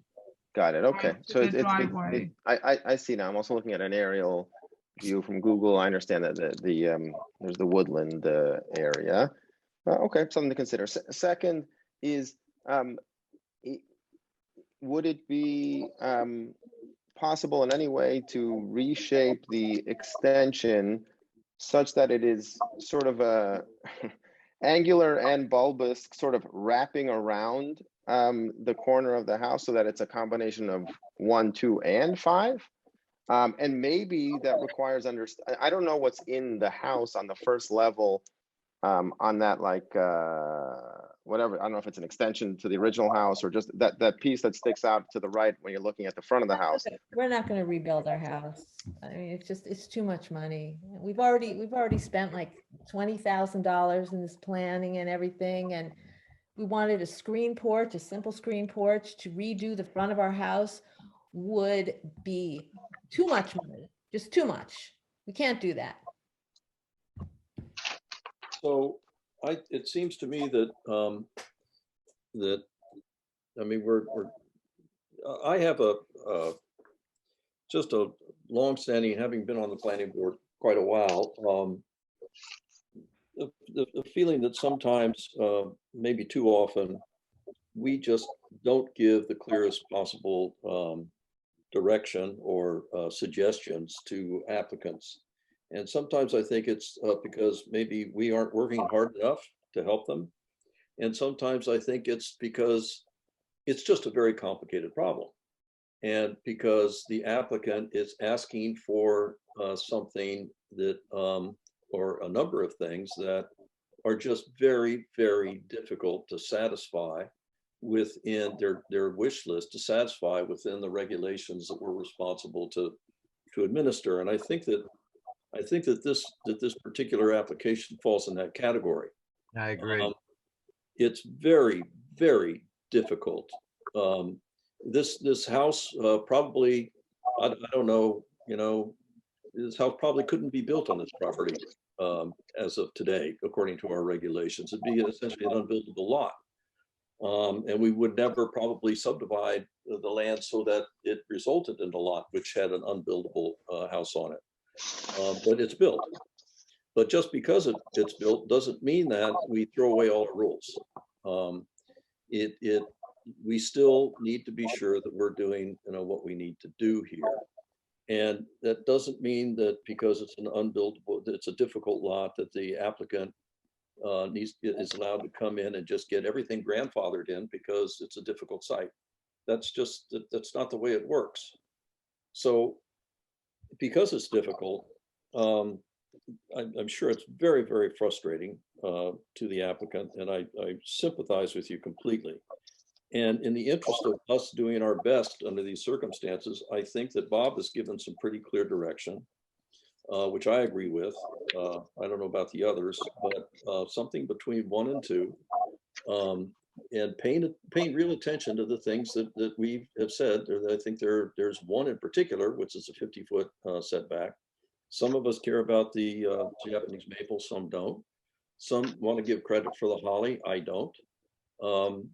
I am concerned about the adjacent neighbors to the south. We haven't heard from them. And there are really only, 2 or 3, maybe 3 things that we're asking you to be careful of and to respond to. And if it means that you don't get as much daylight in the house that you used to get before you built your addition, well, that's your choice. That's a consequence of you deciding you want to have a pool. Those are the kinds of trade-offs that actually I think you need to make, reasonably make, in the interest of getting something which is approvable. So I'd suggest that you take those comments to heart and see what we can do. It's not our intention to make this difficult for you. Okay, we ought to be just as clear as we can to help you. I never said that I had a problem with sunlight in the house. I don't know where that came from. That wasn't for me. Okay. I don't care about the sunlight in the house. Number 2 has always been fine. We said number 1 because when Tom DePole came here, he said that 1 was better than 2. Frankly, I don't care where it is as long as it works. And what I do not want to have happen is for us now to spend 6 or 7 more months planning and planning and planning, and then we come back and then we talk more. And on this, at this point, we have a lot of information. We have a lot of maps. This is not, we don't want to see you spend substantial funds or time. What I would love to be able to do is to get you, say, back before us in a month, and perhaps with alternative architectural renderings. I want to throw out one thing because I think Eldad made a very interesting point. If you put your pool in the structure that is now the garage and then extended a garage out in the driveway, no. I mean, you're building a new building anyway. So anyway, just as a thought, I mean, you may just. The reason why we cannot do that is because there is no way it would be so, it would be so horrible and ugly and unusable. I would never want to do that. Okay, fine. This is why I'm not an architect. We have so many problems with access to the house. The driveway is this tiny driveway. It's so close to the stream. We never can fit any cars on our driveway to encroach upon that when it's also the septic is right there. Got it. And there's like 6 foot at Bob? least drop in topography, which which will be extremely difficult. I think this will be the most impactful project of all those other alternatives. Bob, I'm guessing you might at this moment be regretting you suggested that. And I know you don't So- believe us, Withdraw but that we suggestion for a spent while. literally 5 hours measuring, taking photographs, talking and discussing it over and over again. And we really know this property, and we've done it everything you've Okay, asked us okay. for. Look at the table. Yes, We but- Okay, considered yes. everything. Okay, That's fine, fine. but There's Okay, nothing left on the table but right that's- now. Okay. Yes, but you're also hearing from your client that your client is saying number 2 is perfectly fine. So you're pushing, you guys, the team seems to be pushing for number 1, yet the applicant is saying, I don't care, 1 or 2, whichever works. I just want to get this done. So Bob, So, yeah, in the interest of just that, getting this done, how do we feel about number 2? I mean, what if the applicant came back with number 2, making whatever adjustments that they feel they need to make it better for them and maybe better for us, and just discard the other one so that the applicant can sort of move forward? I'm fine with it. I have no problem with that. I don't know about others, but I think, and again, this straw dog, and I'm going back to Eldad's initial question. It was very unusual that we saw this letter. Certainly you can give people advice on this, but to make conclusions that number 1 is the way to go, I really think is overstepping some authority there. So in any event, Two I is assume, fine. wait, I'd be thrilled with 2. exactly, but assuming his interpretation is correct, I can assure you, if number 2 is the way to go, we will give a very robust letter to support your, if he determines you have to go before the ZBA, robust support in favor of getting this going for you. Okay. It'd be very difficult to maintain the 50 feet buffer. Are you going to support it if I can't get it in with, I can't maintain a 50-foot buffer? That's gonna be a problem. You're gonna have to try to figure that and get as close as you can if you can. Because that is one of the takeaways, I think, for you, one of the assignments. Because that is a whole entire side of number 2, whereas number 1 is just a little corner that I can cut off. Well, it seems to me that the wetland turns out to the west and actually gives you more room with number 2 in some areas. So it seems to me that it's already more than the 45 feet to the middle of the stream that you have demarcated on number 1. But you can measure that in there. So I actually don't see, and I've been through all the documents. Maybe it's a document that I looked at but didn't see it. I still can't find the drawing that has a 50-foot wetland buffer line on it. I have the one that shows the 100-foot. There are several that show that. I don't have a 50-foot line. It's just, I just have the 100-foot line. Well, No then one why- ever mentioned the 50-foot to me. Okay. On the drawing, you did measurements, and the measurement is, 45? 45. it's 45 to the stream, but it really has to be 45 from the edge of the wetland.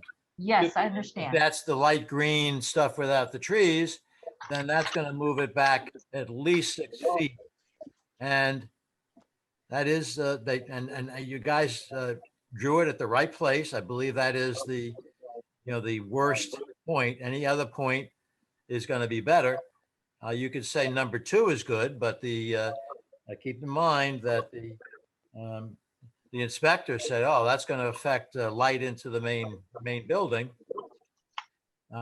So that would have to be addressed. I don't know whether we do that internally or Well, how that, we do this. There that's is a more regulatory information that inspection, was it's not presented control. tonight that it's going to be a Did you get the screen memo from? side and not a solid wall. So Yeah. maybe, there's that's maybe just an opinion as opposed to something that is very important, as Tom suggested.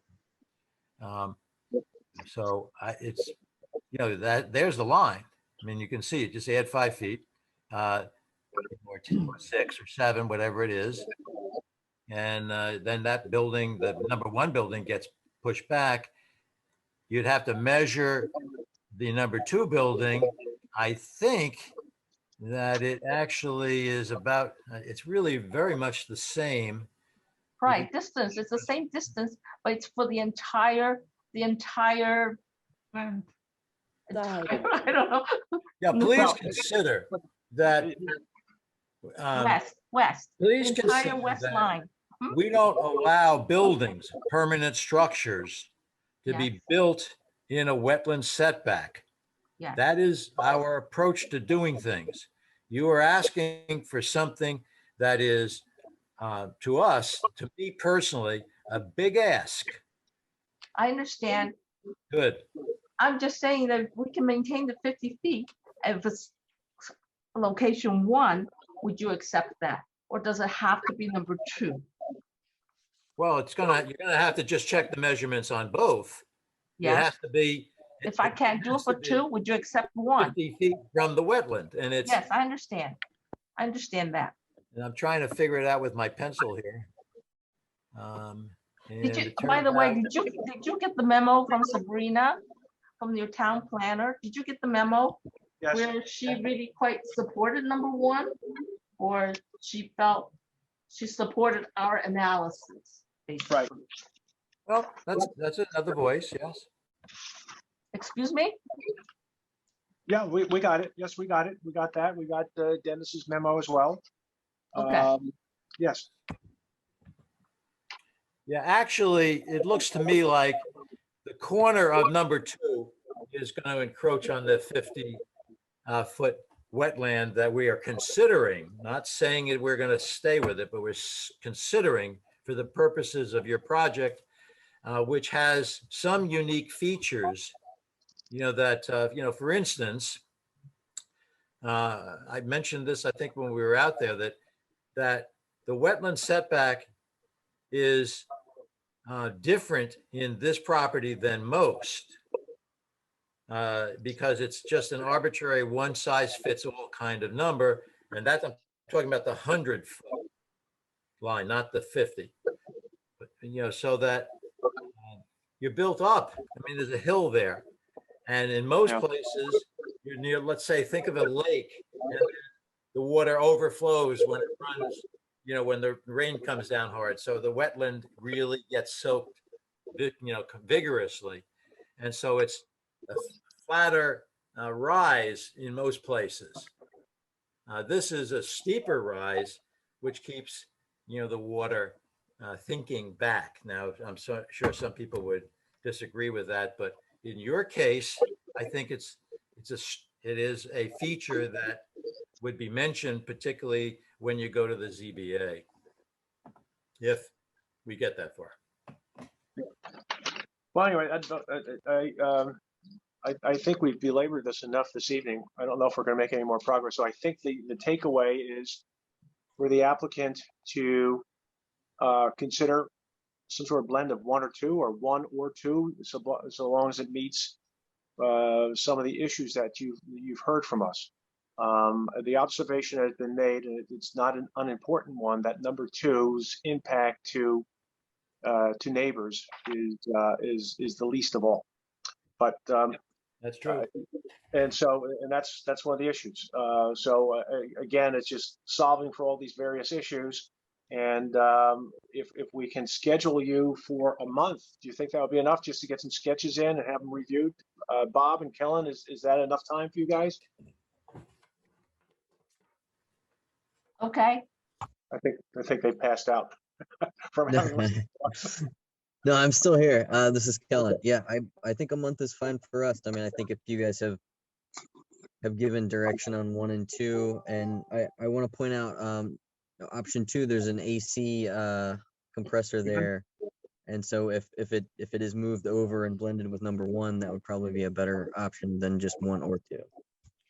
Yep. That Okay. would be the observation for me.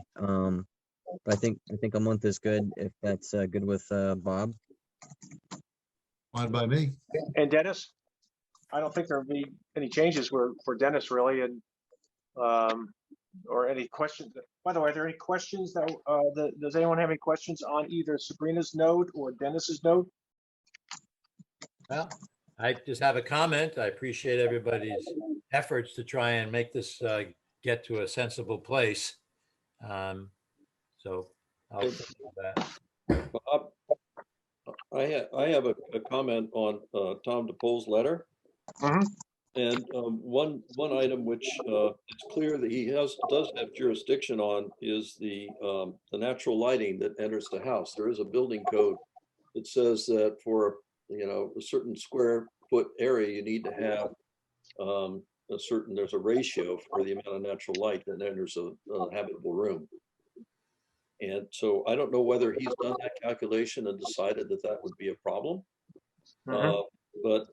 So I'd urge the applicant to get back to Tom and to get a clarification on that. Thank you, That's a Tom. good point. Okay. Anything else, anyone, for now? No, thank you. So if not, why don't we schedule this, Felicia, for the first meeting in November? That will be what, November 3? That would be November 3rd, and the submission deadline is October 12th, Next which week? is, yeah, next week. And the one after that is November 16th, the meeting with the submission deadline of October 25th. Okay. Well, we'll hold you, we'll look forward to trying to see you for November 3 if you can get in those additional sketches and studies in a week's time. If not, we will see you as soon as we can, which would be then November 16th. So we'll schedule for earlier if you can do it, but if you can't for whatever reason, not a problem. We'll just see you 2 weeks after that. But we would like very much, along with the applicant, to move you along and see where we can get to on this application for you. So excuse me, are you saying number 1 or number 2? Whichever one fits those, Or your combination. criteria? No, we're not saying that. We're saying, You're saying what? look at 1 and 2, come up with the best solution that satisfies the most issues that we have here. So it could be a combination of 1 and 2. It could be 1, it could be 2. But again, Tom just threw out another consideration. You have to talk to the building inspector, make sure that this natural light is not an issue with whatever you come up with. So all these things have to be resolved and solved as you hopefully come up with some sketches that make good sense for all of us, and we can get this good thing going. So no, we're definitely not saying 1 or 2.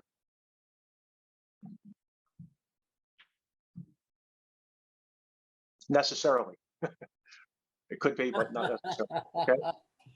Yeah, maybe it's number 5 if we spin it around and make it. Whoa, come on. Maybe That's not helpful. 6. No. One or So, 2. if you're gonna keep it open, Bob, Oh, no. that's what I would add. But Well, I think- 5 is really think about tough. 1 and It's all 2. bedrock up there. That doesn't work. No. Okay.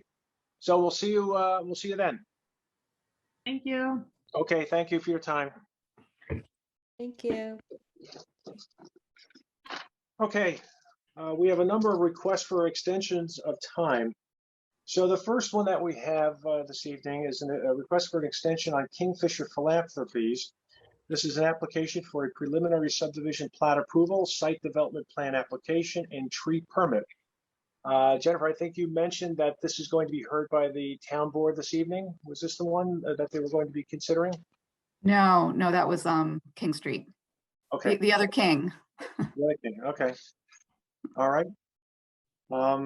Bob and Kellen, I presume that you don't have any issues or problems with this request? I have no objection. They've been making pretty good progress. They're all done. Actually, I got everything from the engineer to review one last time. So they're pretty close to satisfying most of the conditions, if not all the conditions in the resolution. Okay, great. No objections to planning. Chairman, no I objection. Yes. just have a question, I guess for staff or maybe for the applicant. Was the final site plan submitted for signature? There was the requirement that gets submitted within 60 days. I know this is a request for an extension of the subdivision, I just want to make sure that we're covering all the extensions that are necessary at this time. Thank Yeah, you. they submitted the site plan with that, Jen. I mean, it's, usually anytime I get a site plan to review, I take that as acceptable practice under the time frame, and that was well within the time frame. Perfect. Okay. The only other comment I had is I think I saw in the correspondence reference to an extension of a year. But since this is subdivision, the board can grant extensions of 90 days each. You're not limited to one. You can grant multiple 90-day extensions, but we are limited to that 90-day time period.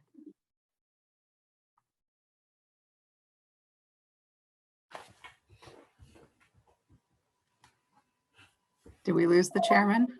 I don't see him. Leave? Where'd he go?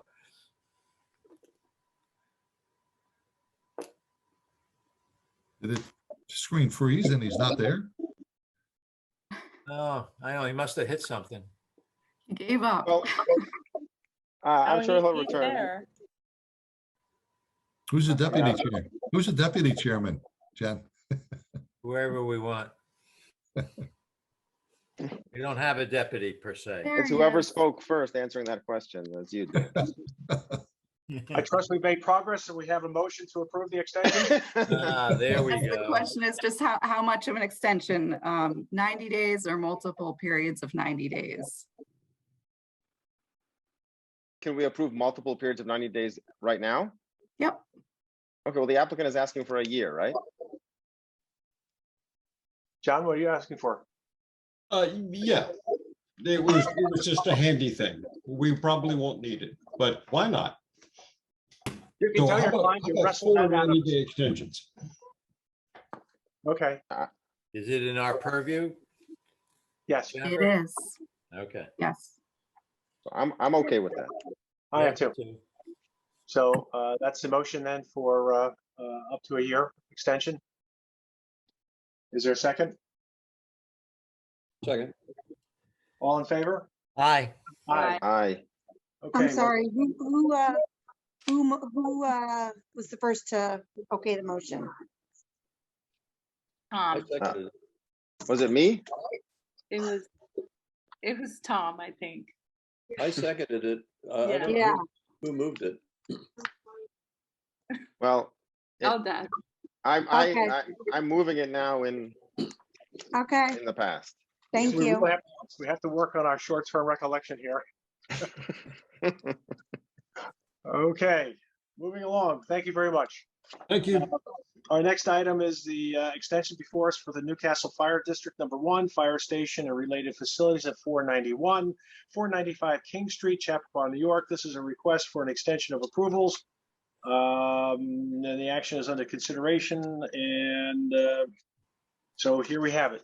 We have a letter from the applicant's attorney. I don't know where you are in terms of actual site development, but I know that this thing still has to be on hold because at some point it's going to have to go to a referendum. That's correct. Yeah, that's We correct. have a So, lottery on this as to when it's gonna finished. well, at this point, I believe everything's been submitted and is just waiting for review in terms of, I mean, Joe could speak to this more, but I think we're just waiting for our approvals at this point, hopefully. Yes, matter of fact, it's under review right now. Terry and I are both looking at it. I do apologize for a little delay on that. We've been swamped with many applications, but it is under review by Terrence and I. And as soon as we review everything, we will certainly respond in a comment letter. Thank you. We're looking forward to that. Great. So is there a motion to grant the extension? What extension are you requesting, Lynn? 6 months. 6 months? Okay. Is that okay? Everyone okay with that? Yeah, sure. Yes. Hopefully Motion. next meeting. Is there, okay, that's Eldad made the motion. Second. Second is Dick. All in favor? Aye. Aye. Aye. Motion's carried, and hopefully we'll see you maybe not in 6 months, but maybe it'll be done. Yes. Thank you. You all. Maybe the open house will be by then, huh? Yeah, good luck. So our next Celebration.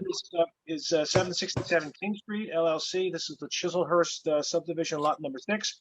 This is a request for an extension approval site development plan, 767 King Street, Route 120. Bob, Kellen, any issues on this? I have no objection to it. They're very close to finishing up. I believe most of the engineering stuff is done.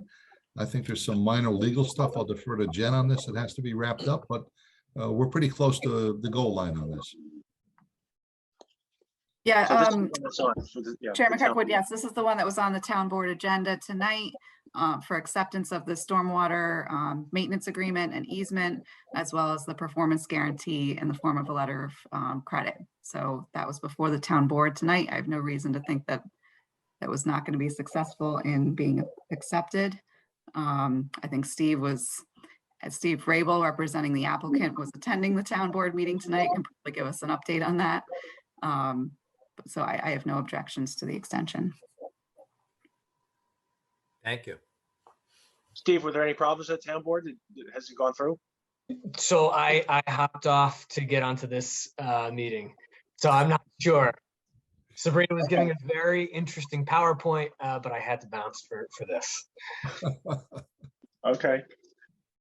All righty. Is there a motion to grant the extension requested by the applicant? So Motion. moved. Dick? Yeah. Moved? All right, second? Second. Second, Kanan? Sure. And all in favor? Aye. Aye? Aye. Aye. Okay, motion carried. Thank you. The extension is granted. Next one is the Ognaki Ellert, 60 Inningwood Road, request for extension of approval, application for a site plan amendment for the accessory apartment, wetlands permit, tree removal permit, and stormwater pollution prevention plan approval. I thought I saw the building actually up when I drove past recently. Tom, is the building actually up? Have you seen it? I'm confused about this because the building is built. Yeah. I don't get it. But are there some final things that they're waiting for, Bob or Kellen, in terms of? I believe there's some outstanding items in the planning board resolution conditions of approval that they haven't completed as of yet. Okay. So just to follow up on this for a second. So how do they, just clarify this for me. How do they get into construction without having permit approval, planning board permit approval? That's a very good question. I mean, unless I'm mistaken, in the process I went through just to put an addition here, these things need to be signed off before the building department goes into issuing a building permit, unless I'm mistaken. Is there something different about this application that may apply? I can follow up with Tom tomorrow, Tom DePolo. Maybe there's some wetland work. Is that it? It's a wetland extension? I thought it was for an accessory apartment. Well, yeah, it was, but it was in a wetland area. The building, I mean, I drove past, gee, my goodness, a month ago. It looked nice. It's all finished. Yeah. As I could tell from the outside. It's just around the corner from me. It's there. Yeah. I concur. So one option the board has is you can adjourn the extension request and ask that the applicant come before you at your next meeting. If you have questions of the applicant as far as what stage they're at and what work remains to be done. I would support that. Thank you, Jennifer. I'd also thank Bob Cioli to get to Tom DePole, and maybe he can enlighten us on something that we've either forgotten or we missed. That Yeah, I'll discuss with Tom and prepare a memo for the board next time. Great. Okay, so shall we adjourn that then, Jennifer? But before we do that, That's what I would recommend. Okay.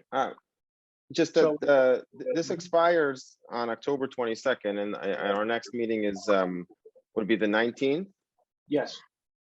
That's Um, okay. so- You can grant your extension retroactively. So even though it gets granted formally at a November meeting, or at a meeting after November 22nd, I'm sorry, Okay. after October 22nd, it can be applied retroactively.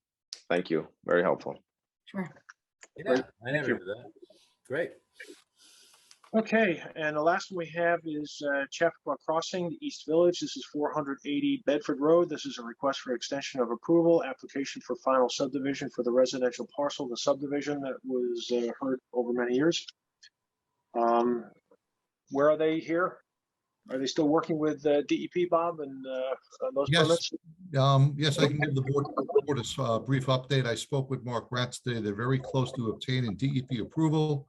I sent all their comments down to WIG. Charlie Silver is looking at that right now. I've been dealing with their surveyor, Mark Ratz, going over all of the legal items that are being reviewed by town council. A lot of the mapping I've given to Terry. He's been reviewing the as-built, he's been reviewing the subdivision plan, he's been reviewing the site development plan. They're very close to getting quite a bit of that stuff done. And also too, I had conversations with Greg Otis. They are definitely looking to start construction this year on the whole project. Great. Okay. I mislabeled this Chappaqua Crossing, not the other one here. Okay. Terrific. So we're seeing some real good progress then. Good. Yes, sir. Is there a motion to grant the extension requested by the applicant? So moved. Excuse me, Chair. Sorry. Hi. Annie Klein, on behalf of the applicant tonight. If it's possible, we would appreciate the granting of 2 90-day extensions. As Mr. Sealy said, things are well underway, but just to give us a little bit more of a buffer, we would really appreciate that. And that's within our purview, Jennifer? Uh-oh. There she is. It is. Yes, it is. Okay. Good. Do we want to amend the, do a motion then for 2 90-day extensions as the applicant has requested? Oh, I'd like to see something in writing for that request. The request is for 90 days, not in writing. We don't have a record. Well, we could have an amended letter perhaps for the record. And of course, our motion itself will of course be the 2 90-day extensions. But what's the basis? The applicant asked for 90 days. Right. Well, yeah. And we also had the same thing with John Kirkpatrick just a few moments ago, right? When we did, we gave him a full year. He wasn't even quite sure he was asking for it. But okay, never mind, I give up. Enough. Okay. Okay. Do we have a motion then to grant the applicant the 2 90-day extensions? Motion. Eldad? Second? Yes. Second. Kanan? Okay. Is there those all in favor? Aye. Aye. Aye. Any opposed? Any opposed? Okay, motion's carried. So that extension is granted. Thank you And- all. All right, that is it then. Okay. Is there a motion then to close the meeting? Before we do that, one thought. It was very interesting reading about the Indian heritage that exists in our area. And it sounds to me like that's something that we have to sit down and talk about at some point in the future, because it may impact a lot of construction opportunities that people are dreaming of. And I certainly don't want to shortchange the indigenous people's heritage. So what should we do about that, Robert? Well, we're not going to do anything about it now. It's not on the agenda, so it hasn't been noticed, but it is something that we are now aware of. And I believe Jen is going to research this and get back to us and provide us with some advice on this as we move forward. You know, that other, the school district property, I think, is under an extension also at this point. They are also working with the DEP that had some issues there. So Jennifer can tell us once she's really done some research on this, what our position is on something like this, where it has been approved on a preliminary basis a few years ago. And if there's not any significant material change going from preliminary to final, what are our obligations? What are our permissive options? It's too early to say. And again, to your point, that we should, when Jennifer's ready on that, we'll put it on the agenda and we can notice it and talk about it. Yeah, I mentioned in an email to everybody today that, I just received that letter yesterday. It's not on the agenda, so it's not Right. proper for any kind of substantive discussion tonight. So once we have a chance to review it, I'll stay tuned. I will advise the board That's accordingly. exactly what I was looking for. Great. Good. Anything else? If not, is there a motion then to close the meeting? So moved. Second? Second. All in favor? Aye. Aye. Aye. Hey, great.